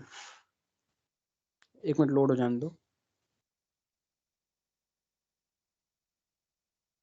देखो अब दिख रहा है? Yes sir yes sir yes sir. ये होता है एंकर टैग। जब भी तुम यूज करते हो तो वहां पे ब्लू कलर की एक लाइन दिखने लग जाती है। अब इससे तुम्हें, अगर इससे बचना है, इससे तुम्हें चाहते हो छुट्टी मिल जाए, तो क्या करो, ए में जाना, क्योंकि एक अब एंकर टैग को हम लोग मॉडिफाई कर रहे हैं। ए को ऐसे हमने लिया पकड़ा, इसकी प्रॉपर्टी को चेंज करेंगे हम लोग। उसके लिए क्या कर सकते हैं हम लोग, टेक्स्ट डेकोरेशन एक प्रॉपर्टी होती है, टेक्स्ट डेकोरेशन, इसे नन कर दें अगर हम। इसके बाद देखो अब ब्लू लाइन हट गई है, देख रहा तुम लोग को? तो लैग हो रहा है तो। लैग हो रही यस सर दिख गया। अब ब्लू लाइन हट Yes, गई। sir. Yes sir not is removed sir. तुमने बनाया कोई भी बटन बनाया, उसमें से ब्लू लाइन आ रही है तो उसे हटाने के लिए कर सकते हो। और अगर बटन का बैकग्राउंड कलर देना है तुम्हें, वो तुम यहाँ से दे सकते हो। बैकग्राउंड कलर मान लो मैंने ये कुछ दे दिया, ऐसा दिख रहा है। ठीक, बाकी अगर तुम्हें इसका कलर चेंज करना है जो गूगल लिखा है ब्लू कलर से, तो तुम कलर प्रॉपर्टी यूज करके टेक्स्ट का कलर चेंज कर ही सकते हो। अब जैसे ही इस पर क्लिक करोगे, देखो एक मिनट लोड जान दो, देखो इसका कलर चेंज हो गया है, अभी दिखेगा तुम लोग को। चेंज हो गया, दिखा? Yes, sir. यस अब इस पे जैसे ही क्लिक करोगे तुम्हारा गूगल का साइट तुम्हारा ओपन हो जाएगा। ठीक, तो ये बटन प्रॉपर्ली वर्क कर रही है ना यहाँ पर?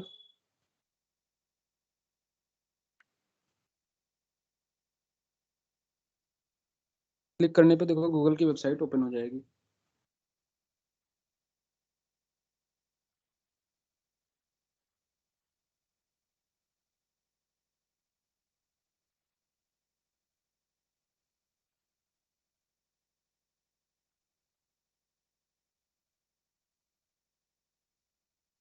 जूनियर्स दिख रहा है कि पूरी तरह से लैग हो गया है स्क्रीन? सर अब lag पूरा हो रहा है। फ्रीज है सर। नहीं सर दिख रहा है फ्रीज हो गई इसमें दिख रहा है फ्रीज हो गया था। फ्रीज हो गया? फ्रीज हो गई सर। Yes sir. अच्छा एक मिनट रुको फिर यार, लग रहा है कितना टाइम हुआ अभी? आज का सेशन और कंटिन्यू करना चाहोगे कि फिर यहीं पे रोक दें? नहीं सर कुशाग्र? सर अब यहीं रोक दीजिए सर। कुशाग्र रोक दीजिए सर। हाँ हाँ यस बोलो सर कल करवाइए सर चल सर कल तो- पढ़ा देगा। रिवाइज करेंगे। ठीक है ठीक है ठीक है, बात करें। ये बताओ सर एक बार करा दे रहा हूँ, मैं एक बार समराइज करा दे रहा हूँ। अमृत देख लो तुम लोग। ठीक है चलो मैं समराइज करा दे रहा हूँ। Yes sir. Yes sir. थोड़ी तो स्क्रीन विजिबल होगी? अच्छा बिल्कुल नहीं विजिबल है, फ्रीज हो गई लग रहा है। तो पहले मैंने क्या कराया, ठीक है देखो मैं ऐसे ही समराइज करा दे रहा हूँ, सुन लो। मैंने क्या कराया, तुम लोग को सीएसएस का इंट्रोडक्शन करवाया। उसने बताया सीएसएस का यूज क्या होता है तुम्हारे वेबसाइट को मॉडिफाई करने में, डिजाइन करने में, उसको ब्यूटीफाई करने में यूज होता है। इसमें करते क्या है, हम HTML के एक एक टैग्स एलिमेंट्स को पकड़ते हैं और उसके बाद उसकी प्रॉपर्टी को हम चेंज करते हैं। जैसे पैराग्राफ पकड़ा, चेक कर दिया कि इसका फॉन्ट साइज ये कर दो, कलर ये कर दो, टेक्स्ट अलाइन सेंटर कर दो, तो उस पैराग्राफ में जितने भी टेक्स्ट है सेंटर में आ जाएंगे, कलर उसका, उनके टेक्स्ट का कलर रेड हो जाएगा। फॉन्ट साइज से तुम कुछ भी फॉन्ट का साइज रख सकते हो, 32 पिक्सल जितना भी रखना चाहो, ठीक। ऐसे और सेलेक्ट करने के लिए तुम कई चीज यूज कर सकते हो। क्लास से सिलेक्ट कर सकते हो, क्लास के लिए जो क्लास डिक्लेयर किया रहेगा डॉट उस क्लास का नेम, उसके कर्ली ब्रैकेट के अंदर उनकी प्रॉपर्टीज लिख सकते हो। तो जिस एलिमेंट के पास वो क्लास होगा उनको सब सेम प्रॉपर्टी फॉलो करने लगेंगे। आईडी से सेम ऐसे कर सकते हो, उनके लिए हैश का यूज करना पड़ेगा। जैसे हैश पैरा1 किया, कर्ली ब्रैकेट्स में जो भी तुम लिखोगे वो सिर्फ उस पर्टिकुलर आईडी के लिए चेंज होगी, ठीक। ऐसे तुम कर सकते हो। और इसके अलावा अगर मैं बताऊं CSS लिंकिंग कैसे होती है, तो 3 तरीके से कर सकते हो, external CSS, internal CSS, inline CSS। External CSS के लिए तुम अलग से बनाओगे .css एक्सटेंशन के साथ, उसके बाद उसे लिंक करोगे तुम ये टैग लिख के। और इंटरनल CSS में क्या करते हो, HTML के बॉडी टैग में ही तुम हेड टैग के अंदर बीच में सारी डिटेल्स लिख देते हो। इनलाइन CSS में क्या करते हो कि तुम जैसे H1 टैग था, वहाँ पे स्टाइल का एट्रीब्यूट डाल के वहाँ पे सारी डिटेल्स मेंशन कर दी तुम्हारी, और वो इनलाइन CSS हो जाता है। तीनों में मैंने प्रायोरिटी भी बताई थी तुम लोग को। इनलाइन CSS सबसे ज़्यादा प्रायोरिटाइज होगा। एक्सटर्नल इंटरनल में अगर दोनों डिक्लेयर हैं तो जो नीचे डिक्लेयर रहेगा उसे ज़्यादा प्रायोरिटी मिलेगी।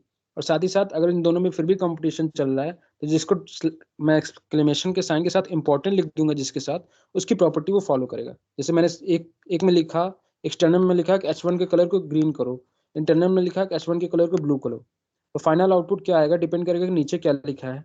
और नीचे नहीं लिखा है, अगर उससे भी हम चाहते हैं कि ऊपर वाला फॉलो हो तो ऊपर इंपॉर्टेंट लिख देंगे, उससे ऊपर वाला फॉलो होगा, अपोजिट चला जाएगा नॉर्मल ट्रेंड से, ठीक। ये प्रायोरिटी ऑर्डर डिस्कस कर लिया। फिर सेलेक्टर्स मैंने बताया कि CSS सेलेक्ट करने के 3 तरीके होते हैं। तुम एक टैग से कर सकते हो, क्लास से कर सकते हो, आईडीज कर सकते हो। सेलेक्टर्स का ग्रुप भी बना सकते हो कि जैसे तुमने एक एलिमेंट को ले लिया, कॉमा करके आईडी को ले लिया, इन दोनों पे सेम प्रॉपर्टी अब अप्लाई हो जाएगी। ऐसे सेलेक्ट कर सकते हो, उसके बाद कर्ली ब्रैकेट के अंदर सारी प्रॉपर्टी लिख सकते हो। प्रॉपर्टीज भी डिस्कस कर ली।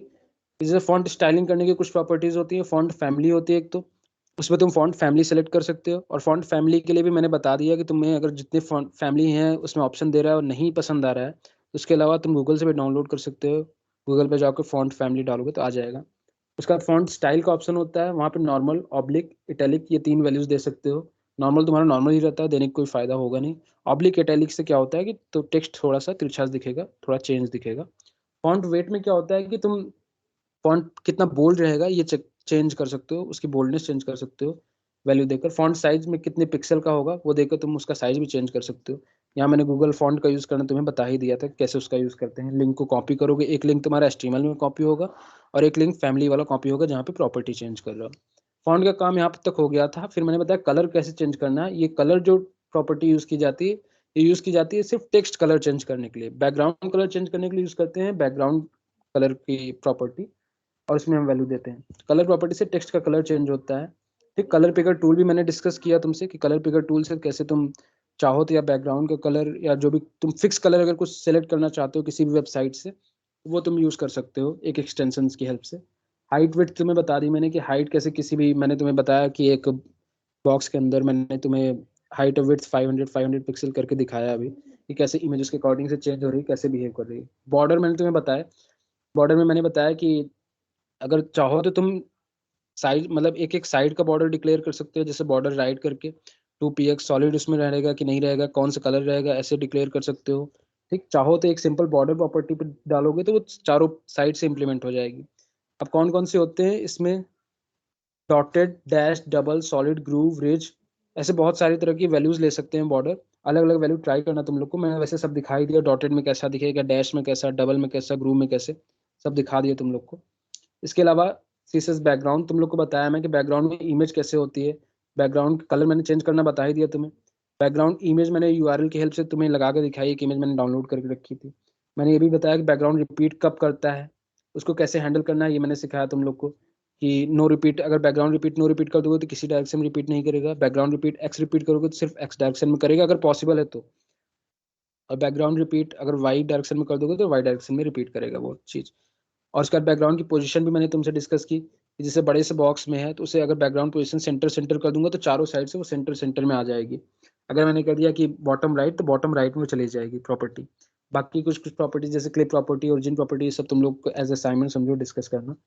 बाकी अगर कोई प्रॉब्लम होती है तो मैं कल बता दूंगा। उसके बाद तुम लोग को कल से बताना है शैडो इफेक्ट, बॉक्स लिंक बताना है, कुछ शैडो से रिलेटेड लिंक है वो तुमसे शेयर करूंगा। बॉक्स शैडो मैं तुमसे डिस्कस करूंगा, टेक्स्ट में कैसे शैडो क्रिएट करते हैं, बॉक्स में कैसे करते हैं, अगर आज का होगा तो आज ही बता दूंगा। बाकी लिंक को जैसे मॉडिफिकेशन में मैंने तुम्हें बताया कि लिंक में टेक्स्ट डेकोरेशन नन करने से जो नीचे की ब्लू लाइन होती है हट जाती है। यहाँ पे कुछ स्यूडो सेलेक्टर्स होते हैं जिससे लिंक जब क्लिक करोगे तो अलग कलर का दिखे, लिंक एक बार विजिट कर जाओ तो अलग कलर का दिखे, लिंक जैसे ही उस पर तुम्हारा कर्सर जाए अलग कलर से दिखे, अलग बिहेव करे। उन सब के लिए स्यूडो सेलेक्टर्स होते हैं, कल इन्हें डिस्कस कर दूंगा मैं तुमसे। और जैसे तुम लोगों ने कोई भी वेबसाइट देखी होगी तो नीचे फुटर सेक्शन में उसके सोशल मीडिया लिंक्स होते हैं। जैसे कि मैं तुम्हें दिखाऊं, आज ये index.html की एक फाइल थी, इसमें देखो ये सोशल मीडिया की कुछ लिंक्स है, ठीक। ये बटन देखो डिजाइन कर, इस Yes, तरह के sir. बटन डिजाइन कर सकते हो तुम, ठीक, सीएसएस की Yes, हेल्प sir. से, ठीक। It's awesome, it's amazing. इस तरह के लिए लाइन कैसे लाई गई है कोई बता सकता है? एक अचार टैग होता है, अचार टैग HTML में लिखोगे तो एक लाइन आ जाती है, फिर मैंने क्या किया उसके बॉर्डर को डैश कर दिया, ठीक है। बॉर्डर सेट करो इसका डैश में, अचार टैग में कोई भी चीजें आनी नहीं, बस एक लाइन आनी है, तो उस लाइन का ही बॉर्डर हो गया डैश में, उसका कलर सेट कर दिया तो इस तरीके का इफेक्ट आ गया, ये लाइन आ गई। ये मैं कलर डिजाइन कर, ये बटन डिजाइन किया था, इसमें देखो होवर करने की प्रॉपर्टी दे रही है। फिलहाल ये ब्लैक दिख रहा है इसलिए क्योंकि मैंने इसे एक बार विजिट कर लिया, इसमें ये सेट की गई थी प्रॉपर्टी कि एक बार विजिट हो जाए अगर तो उस बटन का कलर ब्लैक कर दो, इसलिए ब्लैक दिख रहा है। बाकी यहाँ रिसेट बटन एक्सक्यूज बटन मी है, और सर। ये देखो, हाँ बोलो सर आपने यहाँ पे जो हॉरिजॉन्टल लाइन प्रिंट कराई है, तो इसमें जो टेक्स्ट है वो आई थिंक 20 या 30 ही होंगे या फिर उससे भी कम होंगे। तो सर ये क्या होगा आपने क्या कैसे होगा? किया? जैसे कि सर मैं जब हॉरिजॉन्टल लाइन प्रिंट कराता हूँ तो पूरी की पूरी लाइन ही हॉरिजॉन्टल हो जाती है। तो यहाँ पे आपने जैसे कि पेज के मिडिल में ही सिर्फ उतनी सिलेक्टेड पार्ट में ही हॉरिजॉन्टल लाइन प्रिंट कराई है, तो वो कैसे किया सेट आपने? कर, बस देखो मैं तुम्हें कोड दिखा दे रहा हूँ, सिंपली मैंने कुछ किया नहीं है। मैंने यहाँ पे देखो एक HR टैग डाला, दिख रहा है? HR टैग डाला यहाँ पर, Yes, sir. yes। उसके बाद इसके CSS में दिखा दूं, इसके CSS में कुछ नहीं है, नीचे आओगे तो HR टैग में लिखा है बस इतना कि इसका बॉर्डर 2px डैश रेड कर दो और विड्थ 450 पिक्सल रख दिया मैंने। विड्थ 450 पिक्सल जैसे ही रखी, इसका पूरा कवर ना करके सिर्फ इसने इतना कवर किया और डिफॉल्ट तरीके से उसने अपने आप को सेंटर कर लिया है। सर HR मतलब क्या होता है? HR देखो एक टैग होता है जिससे सिंपल एक रूलर लाइन आती है, जैसे डिवीजन करना है तुम्हें, क्रिएट करना है, तुम चाहते हो तुम्हारे वेबसाइट में एक पार्टिकुलर डिवीजन बना हो कि एक इतना पार्ट है, इसके बाद सेकंड पार्ट स्टार्ट हो रहा है, तो उसके लिए तुम HR टैग का यूज कर सकते हो। HR टैग से एक लाइन बनती है, इस लाइन को और मॉडिफाई करने के लिए जैसे डैश चाहते हो और सॉलिड चाहते हो तो इसको बॉर्डर दे सकते हो तुम, बॉर्डर डैश दिया तुमने, उसकी विड्थ सेलेक्ट कर दी, सिर्फ इतनी लंबी लाइन रह गई, बाकी हट गया, ऐसे होता है वो, ठीक। और ये सबमिट बटन जैसे डिजाइन किया है, यहाँ पे देखो नीचे कुछ आइकन्स आ रहे हैं, फेसबुक का, ट्विटर का, गिटहब का, यस सर। देख रहे हो ये आइकन्स कैसे आ रहे हैं और ये कैसे बटन की तरह लिंक कर रहा है, क्योंकि कई जगह फुटर में देखा होगा ऐसे आते हैं और इन्हें होवर करने पे इनकी प्रॉपर्टीज भी चेंज हो रही है, ठीक, कलर इनका चेंज हो रहा है। ये फॉन्ट ऑसम से आते हैं, अगर कहो तो आज ही बता दूं, नहीं तो कल से इसे बताता हूँ मैं। सर ये पार्ट एक्सप्लेन कर दीजिए सर। कल बता दीजिए। कल बताइएगा सर। कल बताइएगा। कल बता दीजिएगा सर। चलो ठीक है, फिर कल मैं इसे डिस्कस करता हूँ। सर एक रिक्वेस्ट थी सर, ये मतलब आज के सर कोड थोड़ा जल्दी से मिल जाएंगे तो आज ही से हम रिवाइज कर लेंगे, नहीं तो कल से क्लासेस सुबह हो जाती है तो फिर रात तक रिवाइज, शाम तक रिवाइज नहीं हो पाता है। ट्राई करूंगा 9:30 तक चांसेस मिल जाएगा तुम लोग को। ओके सर, ठीक है सर। ठीक है, ठीक है। किसी कुछ डाउट पूछ लो, मतलब आप वहाँ पे एग्जैक्ट किया कुछ डाउट है तो पूछ लो सर। हाँ बोलो। इमेज को जैसे हम एक्सटर्नल CSS देते हैं किसी भी वेबसाइट को, तो जब हम यस सर एक डाउट है। बोलो बोलो, एक एक करके पूछो। एक एक करके पूछो, एक एक करके सर। तो जब हम अपने कंप्यूटर में उसको रन करते हैं तो वो हो जाता है, लेकिन अगर हम सेम ही वेबसाइट को किसी और को भेजें तो और एक्सटर्नल CSS उसके कंप्यूटर में ना हो तो क्या वो रन करेगी? देखो नहीं, वो ब्यूटिफिकेशन का इफेक्ट नहीं आएगा, इसलिए होस्टिंग जब होती है तो सारी फाइल्स एक जगह होस्ट होती है, एक फोल्डर की तरह होस्ट होती है, जिससे फोल्डर टू फोल्डर का जो हमारा मूवमेंट है डॉट या स्लैश के साथ वो मेंटेन रहता है, और तब वहाँ से वो फाइल, हाँ, सर्वर भी हमारा एक्सेस कर पाता है। अगर तो उनकी लोकेशन चेंज होगी तो वो चीज़ मैनेज नहीं हो पाएगी, गलत हो जाएंगी। Okay sir. अब होस्टिंग करोगे तुम लोग तो सीख जाओगे, उसमें होस्टिंग में होता है। और किसी कुछ पूछना है? Yes sir. सर जैसे आपने जब सबमिट कर बटन के लिए सर कोडिंग जो वो टैग लगाया था सर, तो वहाँ पे उस हाँ बोलो बोलो। एक मिनट करिए ओके सर। बोलो। तो सर जैसे जब आपने उसका क्लास डिफाइन किया था सर, वहाँ पे आपने BTN लिखा था सर, वो प्री डिफाइंड है कि इसके हम लोग कुछ भी ले सकते हैं? ये डिफाइन नहीं है, क्लास का नेम जो होता है तुम खुद से देते हो यार। क्लास का नेम तुम खुद जो देना चाहो दे सकते हो। अब क्या होता है, जैसे BTN तुमने दिया तो फ्यूचर में तुम देखोगे कभी भी तुम्हें याद आ जाएगा कि बटन क्लास क्रिएट करने के लिए तुमने दिया था नेम, इसलिए ऐसे है। ओके सर ठीक। और किसी कुछ डाउट? सर ये पेज जो इमेज है इसको पेज के बीच में ला सकते हैं क्या?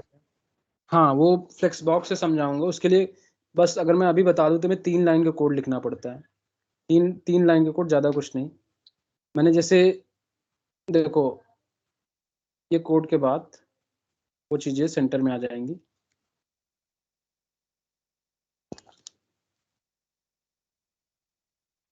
देखो ये इमेज सेंटर में आ गई ना। ये हुआ क्या है, हुआ क्या मैं तुम्हें एक्सप्लेन कर दूं। हुआ क्या कि मैंने जो पैरा बनाया था, अभी पैराग्राफ बनाया था यहाँ पर तुम्हें, पैरा 2 बनाया था ना। देखो पैरा 2 का पार्ट है एक्चुअली में ये। पैरा 2 को मैंने एक क्लास दे दी है। पैरा 2 को, एक मिनट मैं तुम्हें एक्सप्लेन करता हूँ। हैज सेकंड एक आईडी दे दी है मैंने, आईडी सेकंड है यहाँ पर, दिख रहा तुम्हें? पैरा 2 के पहले एक आईडी सेकंड है। मैंने क्या किया, उस आईडी की प्रॉपर्टीज को ही चेंज कर दी। उसे मैंने फ्लेक्स डिक्लेयर किया, और उसके बाद फ्लेक्स डिक्लेयर करने के बाद मैंने 2-3 चीज़ उसमें की। एक फ्लेक्स डायरेक्शन कॉलम किया। ये क्यों किया, एक्चुअली में होता क्या, एक एक चीज़ मैं बता दे रहा हूँ तुम्हें। जैसे सिर्फ डिस्प्ले फ्लेक्स किया, ये एक फ्लेक्स प्रॉपर्टी होती है, सबसे ज़्यादा यही हेल्प करती है तुम्हारी किसी भी वेबसाइट को रिस्पॉन्सिव बनाने में। ठीक, डिस्प्ले फ्लेक्स किया मैं जैसे ही, देखो कि हुआ क्या कि दोनों चीज़ें ऐसे आ गई। जैसे कोई बच्चा आज ये भी पूछ रहा था कैसे इमेज के बगल में टेक्स्ट लिखें। ठीक, तो देखो इमेज के बगल में टेक्स्ट आया, इसे और मैनेज करना, नीचे लाना, ये सब करना मैं तुम्हें सिखाऊंगा। बाकी देखो ये एज अ रो है, मैं इसे चाहता हूँ कि दोनों चीज़ें इस जो बॉक्स में हैं एज अ कॉलम आए। तो मैंने क्या करूँगा, फ्लेक्स डायरेक्शन कॉलम कर दूंगा। फ्लेक्स डायरेक्शन कॉलम करूँगा, ऐसे ऊपर नीचे करके आ गई। इट्स अमेजिंग जो लिखा था और जो पिक्चर थी दोनों ऊपर नीचे करके आ गई। ठीक, अब इसके बाद मैं यहाँ पे अलाइन आइटम सेंटर कर देता हूँ। ये सब फ्लेक्स की प्रॉपर्टीज हैं, कल डिटेल में मैं एक्सप्लेन करूँगा। अब आज बहुत से बच्चे जा रहे हैं। अलाइन आइटम जैसे ही मैंने सेंटर किया, इसके अंदर जितने भी आइटम थे सब सेंटर में आ गए अलाइन होकर। कुछ मत करना, बस बाहर के बॉक्स को फ्लेक्स सेट करना, उनके फ्लेक्स डायरेक्शन को कॉलम करना, सेकंड प्रॉपर्टी। और थर्ड क्या करना कि अलाइन आइटम सेंटर करना, जो भी उसके बॉक्स के अंदर होगा सब सेंटर आ जाएगा। और कुछ पूछना है किसी को? आज की होगी सर? नहीं आज कुछ नहीं होगा। Yes sir. ठीक है यार चलो। किसी को डाउट?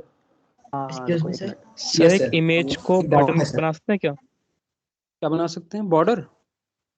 सर इमेज को बटन, इमेज को, कि हाँ उस पे क्लिक करें तो दूसरी लिंक खुले। हाँ हाँ बिल्कुल बिल्कुल बना सकते हो तुम, बिल्कुल बना सकते हो। इसमें क्या करो, इस इमेज के पहले ही एंकर टैग लगा दो, तो वो एंकर टैग की तरह बिहेव करेगा। बाकी अगर कहोगे तो मैं कल कोड करके दिखा दूंगा। बाकी आज बच्चे सर आपने वो HTML वाले सेशन में बताया था कि अगर हमें किसी लिंक को ऐड करना है अपने HTML कोड, अपने कोड में, तो सर मान लीजिए कि हमने गूगल का जो लिंक है उसे अटैच किया, और सर गूगल के लिंक को जब अटैच किया तो फिर वहाँ पे जो वेबसाइट पे वो गूगल रिफ्लेक्ट होगा, वहाँ पे क्लिक करने से नेक्स्ट टैब में खोलने के लिए हम वहाँ पे टारगेट इक्वल्स टू ब्लैंक का यूज करते हैं। तो सर गूगल क्रोम के जो एक्सटेंशन, डायरेक्ट ब्लैंक नहीं लिखते, पहले वहाँ पे एक ऐसे लिखते हैं, देखो। यस सर वो पता है सर वो। अंडरस्कोर। मेरा डाउट कुछ और है। हाँ बोलो। तो सर यहाँ पे गूगल क्रोम के जो एक्सटेंशंस हमें, जैसे मैंने अभी गूगल क्रोम खोल रखा है तो मैंने बहुत सारे एक्सटेंशंस यहाँ पे पिन करके रखे हुए हैं।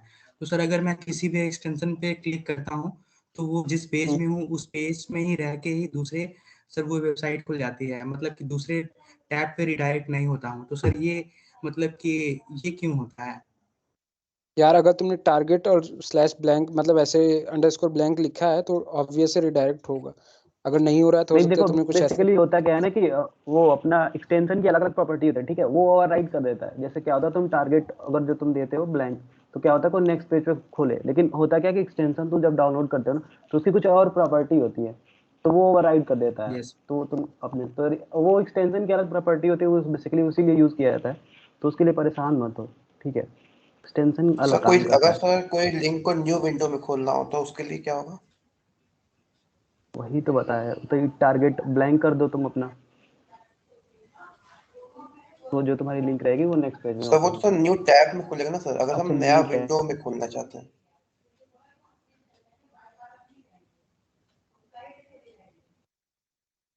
हेलो, क्या बोला तुमने? फिर से रिपीट करो। सर हम ये कह रहे थे कि अगर वेबसाइट में हम लोग ने मतलब बटन पे क्लिक करके न्यू विंडो में वो हाँ वेबसाइट वो लिंक खोले तो वो कैसे करेंगे सर? न्यू टैब में तो समझ गया टारगेट, था कि ब्लैंक करके। हाँ तो और क्या, तुम चाहते हो कि नया विंडो ही हो? हाँ सर, अगर नया विंडो मैं चाह रहा हूँ तो ऐसा हो सकता है? देखो नहीं यार, उसके लिए पार्टिकुलर ऐसा कोई टैग नहीं है। Okay sir. उसके लिए सर एक पर्टिकुलर जनरल नहीं, डाउट था। ब्लैंक ही यूज कर सकते हो, ठीक है। हाँ बोलो बोलो। सर हम जब कोई वेबसाइट बनाते हैं, जैसे कि अभी हम गूगल यूज कर रहे हैं, तो वहाँ पे हमें बहुत सारे फीचर्स मिल जाते हैं सर, कीबोर्ड के शॉर्टकट्स। तो अगर हम कोई वेबसाइट बना रहे हैं तो उस वेबसाइट में हमें कुछ शॉर्टकट्स ऐड करने हैं, कीबोर्ड शॉर्टकट्स, तो सर वहाँ पे कैसे ऐड कर सकते हैं? तुम्हें कीबोर्ड शॉर्टकट मतलब उनकी इमेजेस ऐड करनी है कि तुम्हें सिर्फ लिखना है, नहीं सर, जैसे कि कि मान जैसे लीजिए तुम्हें कि सिंबल चाहिए? सर सिंपल एक तुम्हें जैसे कि शॉर्टकट बताता हूँ कि कंट्रोल टी दबाने से न्यू टैब ओपन हो जाता है क्रोम में। तो उसी तरह से मुझे हाँ अपनी एक तो वेबसाइट बनानी है जहाँ पे मुझे शॉर्टकट्स ऐड करने हैं, कीबोर्ड शॉर्टकट्स, तो वो कैसे ऐड कर पाऊंगा मैं? यार किससे पूछा था ये क्वेश्चन? नाम यार कोई देखो बताएगा सबसे पहले क्या बात नाम था? कि ये नीरज, मैम रुको एक मिनट नीरज बता दो कुमार। ठीक है, हाँ हाँ जी। सुनो सुनो, देखो ब्राउजर और HTML वेबसाइट अलग अलग चीजें होती है, ठीक है। ब्राउजर जो होता है, ब्राउजर का कोड तुम्हें पता है C++ में लिखा गया है, ठीक है। और तुम जो वेबसाइट जो बनाते हो उसके कोड किस में लिखते हो? HTML CSS जावास्क्रिप्ट में। तो ब्राउजर अलग चीज है, यस ठीक है, कंफ्यूज मत हो। जैसे कोई एप्लीकेशन भी है, तुमने डेस्कटॉप पे तुम्हारी एप्लीकेशन है, तो वो भी क्या है, उनकी प्रोग्रामिंग C++ में की गई होगी, नहीं तो जावा में की गई होगी। तो इनका कोड अलग होता है, यस ठीक है। मैम। डिफरेंस समझ में आ रहा है? Okay ma'am. बेसिकली देखो ओके मैम, वो थैंक यू। दोनों अलग चीजें हैं। जैसे मान लो कि तुम कंट्रोल टी दबा रहे हो तो तुम्हारा न्यू टैब खुल रही है, तो वो अलग चीज होगी, वो क्रोम की प्रॉपर्टी है, ठीक है। वो जाके तुम एक्सप्लोरर पे करो या कहीं और ब्राउजर में करो, ब्रेव पे करो, वो चीज नहीं होगी, तो ठीक है। वो बेसिकली क्रोम की प्रॉपर्टी है, ठीक है। तो वो तुम मतलब यस सर, HTML मैं और चीजों वही पे नहीं बोल होगी। रहा था। यस सर, मैं वही बोल रहा था कि क्रोम में वो प्रॉपर्टी असाइन की गई है कंट्रोल टी से न्यू टैब खोलने को। तो सर मुझे हाँ हाँ लगा कि आई वाज थिंकिंग कि मेरी वेबसाइट में भी ऐसा कुछ हो जाएगा, लेकिन मैम ने भी नहीं क्लियर नहीं कर नहीं दिया कि that is not for website, that is for browsers. ठीक, वही वही ओके सर, ठीक है थैंक यू यार। सर। फिर ठीक और है, किसी को कुछ डाउट है तो फर्स्ट पूछ ईयर लो, नहीं और तो किसी को कोई डाउट है? Yes ma'am. मैं मैम जो ये अच्छा कैप्चा जो सुनो, रिफ्रेश डाउट से होता है, पहले एक सेकंड रुको। डाउट से पहले तुमने ये बताओ, एनर्जी खत्म हो गई क्या सबकी? हाँ नो मैम। इंश्योरेंस क्यों कम आ रही है तुम लोग की? हाँ मैम। नहीं, रोज नंबर डिक्रीज कर रहे हैं, क्या बात है? आगे क्या HTML CSS में वेबसाइट बन जाएगी, JS वगैरह नहीं पढ़ना है? पढ़ना है मैम। पढ़ना हाँ मेन तो वही है। सुनो, अपनी स्ट्रेंथ मेंटेन करके रहो, ठीक है। CSS खत्म होके JS की क्लासेस चलेंगी और बहुत अच्छी चलने वाली है, ये मेरी गारंटी है, ठीक है ना। और बहुत तुम्हारे सीनियर सब बहुत मेहनत कर रहे हैं, तो एटलीस्ट अपना पार्टिसिपेशन तो रखो पूरा, ठीक है। Sure ma'am. अब जिसको जो डाउट है, श्योर। और हाँ एक और चीज, अपने ग्रुप लिंक में अपने फ्रेंड्स में सब में शेयर कर दो, ठीक है। अगर तुम लोग जो प्रोजेक्ट्स बना रहे हो, ठीक है, इन प्रोजेक्ट्स को लिंक्डइन पे डाल सकते हो, CES को टैग कर दो, ठीक है। जो सीनियर्स में पढ़ा रहे हैं उनको एप्रिसिएशन दे दो, ठीक है। समझ रहे हो क्या बोल रहा हूँ? Yes ma'am. Yes ma'am. ठीक है, और जिसको जो डाउट है पूछ लो अभी, ठीक है। Excuse me sir. हाँ बोलो सर बोलो मैंने बोलो। CSS में एक वो देखा सर, @font face करके आता है। कहाँ मतलब? एक्सप्लेन करो। सर @font_face करके आता है उसमें से क्या होता है कि आप अपनी फॉन्ट फैमिली शुरुआत में डिफाइन कर सकते हैं और फिर उस फैमिली को आप डायरेक्टली यूज कर सकते हैं बिना लिंक दिए हुए। हाँ तो सर इसमें एक होता बार क्या है कि तुम जैसे यस हाँ जैसे होता है क्या है उसमें तुम font face करते हो, फिर कर्ली ब्रैकेट्स लगाते हो और उसके बाद तुम फॉन्ट फैमिली करके उस मतलब जो भी फैमिली का नाम रखना चाह रहे हो वो नाम लिख देते हो और उसका अलग अलग सोर्सेस से तुम ऑनलाइन सोर्सेस से के यूआरएल से या तुमने कुछ टेक्स्ट फाइल ऐसे डाउनलोड कर रखी हो या टीटीएफ फाइल जो होती हैं वो जो डाउनलोड कर रखी हो उनके यूआरएल को लिंक करके SRC यूआरएल करके उनका तुम यूआरएल का लिंक डालोगे तो वहाँ से वो फैमिली कॉपी कर लेती है और तुम उनको यूज़ कर सकते हो फिर डायरेक्ट जो हमने जो खुद से नेम दिया था स्टार्टिंग में उसका यूज़ करके। और साथ में तुम चाहो तो अपने साइड के भी नेम डाल सकते हो, जैसे कुछ एक्स्ट्रा नेम्स होते हैं फॉन्ट फैमिली में जिससे कि अगर लोड ना हो सके तब वो लोड हो जाते हैं, वो भी डाल सकते हो तुम। ऐसे ही होता है वो यार। यस सर उसी अब में बाकी डाउट तुम्हें था और वो कैसे जानने करते हैं। है तो यार देखो मैं तुम्हें वो शेयर कर दूंगा, क्या कहते हैं इसके रिसोर्स शेयर कर दूंगा, उस पर तुम डिटेल में देख सकते हो। तो okay sir first year thank कल यू एक सर। एपीआई बताया गया था, उसमें एक असाइनमेंट दी गई थी, तुम एक्सप्लोर करें उसको। अनिस प्लेस का एक रैंडम इमेज आ रही थी, उसमें एक असाइनमेंट दिया गया था कि रैंडम यस इमेज सर के देखा था। हाँ तो वो उसमें दिया गया था कि रैंडम इमेज की जगह कुछ अपना, जैसे मान लो कि तुम्हें कोडिंग का चीजें चाहिए तो वो चीज तुम करे हो आज एक्सप्लोर नहीं किए। चलो ठीक है रुको मैं दिखा देता हूँ वो चीज करना कैसे होता है। और उसमें भी बोल रहे थे कैसे साइज सेट किया जाता है, मतलब तुम्हारी इमेज को कैसे कितना हाइट और विड्थ हो। ठीक है आवाज आ रही है first year? Yes sir yes sir. Yes sir. अच्छा नवीन सुन लो नवीन। हाँ हाँ बोलो। हाँ देखो जैसे ये अनस्प्लैश वाला है ना वैसे ही लॉरम पिक्सम करके भी आता है, वो भी बता देने सबको। अभी ये वाला बता दे रहे हो और एक और चीज है इंटरेस्टिंग चीज HTML का, वो तुम्हें दिखा दे रहा हूँ, फिर कल वो देख लेंगे, अभी स्ट्रेंथ भी कम हो गई है, ये बस दिखा दे रहा हूँ तुम लोगों को। ठीक है एक बार देख लो यार। सर आपने वो जो असाइनमेंट करने को दिया था हमें सर वो बोलो मैंने ट्राई, लेकिन सर जरूरी तो नहीं है कि मुझे हर जगह वैसे ही लिंक्स मिल जाएंगी कि मैं उससे अटैच करके रैंडम इमेजेस वहां पे शो करा सकूं। तो सर वो सोर्स मुझे कहाँ से मिल सकते हैं जहाँ पे हाँ मुझे रैंडम इमेजेस मिल जाए? देखो वो तुम सर्च करोगे यार, API करके सर्च करोगे, नहीं तो मैं तुम्हें वो जैसे कोड प्रोवाइड किया है तो उसमें लिंक है, तुम उससे एक्सप्लोर कर सकते हो। देखो जैसे कल क्या लिंक था कि तुम्हारा जैसे सुन तो एक सेकंड, जैसे पूछा था ये ठीक है लॉरम, तुम्हें याद है HTML क्लास में तुम्हें लॉरम बताया गया था, याद है? यस मैम लॉरम बताया गया। Yes ma'am. रैंडम वर्ड्स का लॉरम से क्या होता यस है? मैम। हाँ रैंडम टेक्स्ट मिल जाता है ना, वैसे ही लॉरम पिक्सम करके एक आता है उसमें रैंडम पिक्स मिल जाती है। ठीक है तो आई गेस ये रिलेट कर पा रहे हो ना? तब यस मैम भूलोगे नहीं रिलेट कर पा रहा हूँ। कि टेक्स्ट इप्सम से मिल गया और पिक्चर्स पिक्सम से मिल गए, तो अब रट्टा मारने की जरूरत नहीं, याद हो गया चीजें है ना? ओके मैम याद हो गया अभी। ठीक है यार एक बार इसको देख लो। देखो तो कल वाला जो कोड था तुम्हारा यहाँ सिंपल सा, तुम्हारे यहाँ पे ऐसा था कि पूरा सोर्स कोड दे दिया था तुम्हारा उसमें, ठीक है रैंडम थी। ठीक है अब देखो इसमें क्या है कि देखो ये वाली कोड है, इसमें कुछ नहीं है, वो जो तुम्हारा जहाँ अनफ्लेश से आ रही है वहां पे तुम उसका लिंक देना है source.unflash.com। और देखो ये साइज है, हाइट और विड्थ है, ठीक है 400x400। और ये तुम्हारा क्वेश्चन मार्क और कोडिंग, देखो जैसे इसमें क्या है ना कि कोडिंग जब तुम डाल दे रहे हो तो कोडिंग के रिलेटेड ही फोटोज दिखेंगी।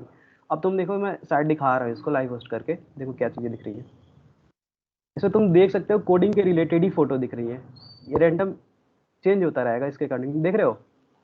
मतलब तुम्हें कोडिंग के रिलेटेड ही फोटोज दिखेंगी। अब देखो यहाँ पे जैसे तुम्हें क्या कोडिंग के रिलेटेड दिख गई, अब तुम्हें चाहिए वाटर की, देखो वाटर यहाँ पे क्लिक करे और तुम लाइव सर्वर कर दो, देखो यहाँ पे वाटर की पिक्चर लोड हो रही है। ठीक है तो ये API होता है यार, बड़ी काम की चीज होती है, जैसे तुम अपना इसमें तुम लगा सकते हो लिंक। ठीक है ये तुम्हारा एक असाइनमेंट था, अब देख लो ये कैसे क्या जो, और हाइट और विड्थ भी देख लेना यार, जैसे मान लो तुम्हें यहाँ पे 500 कर सकते हो तो उसके अकॉर्डिंग जो इमेज होंगी चेंज हो जाएगी। ठीक है देखो 500x400 हो गया। ठीक है समझ में आ रहा है फर्स्ट ईयर?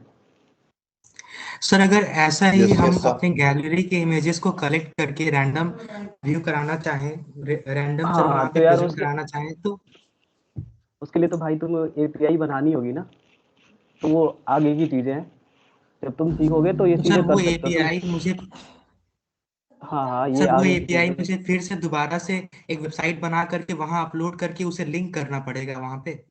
वो तुम्हें जैसे देखो ये क्या है कि ये एक मतलब समझ रहे हो कि एक सेट ऑफ प्रोटोकॉल है, रूल एंड रेगुलेशन है, ठीक है। ये तुम्हारा अनफ्लेस ही प्रोवाइड कर रहा है। तो वो देखो हम क्या कर रहे हैं, अनफ्लेस के सोर्स कोड ले रहे हैं हम लोग, जैसे source.unflash.com, और उसमें ये चीजें मिल रही है, तो फिर वो वहां से वो लोड ले रहा है, ठीक है, और फिर वो कर रहा है। ऐसे ये क्वेश्चन जिससे पूछा था क्या गैलरी बनानी है वेबसाइट, गैलरी वेबसाइट बनाने के बोल रहे हो? नहीं मैम, जैसे कि वहां पे अभी यस मैम, वहां पे अभी जैसे रैंडम इमेजेस वहां पे शो हो रही थी जितने बार रिलोड कर रहा था। तो मैं चाहता हूं कि मैं अपनी गैलरी से कुछ इमेजेस कलेक्ट करूं और उसे वहां पे प्रेजेंट करूं, ताकि जितने बार मैं रिलोड करूं मेरी गैलरी की वो सिलेक्टेड इमेजेस वहां पे शो हों। ओके ओके ओके ठीक है। तो तुम चाह रहे हो तुम्हारे जो लोकल स्टोरेज पे जो गैलरी की इमेजेस हैं वो आए, ठीक है। तब देखो यहाँ पे डेटाबेस का काम आ गया।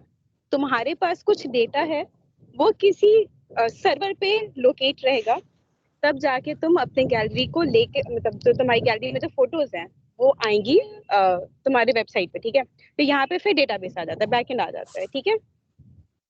Okay ma'am.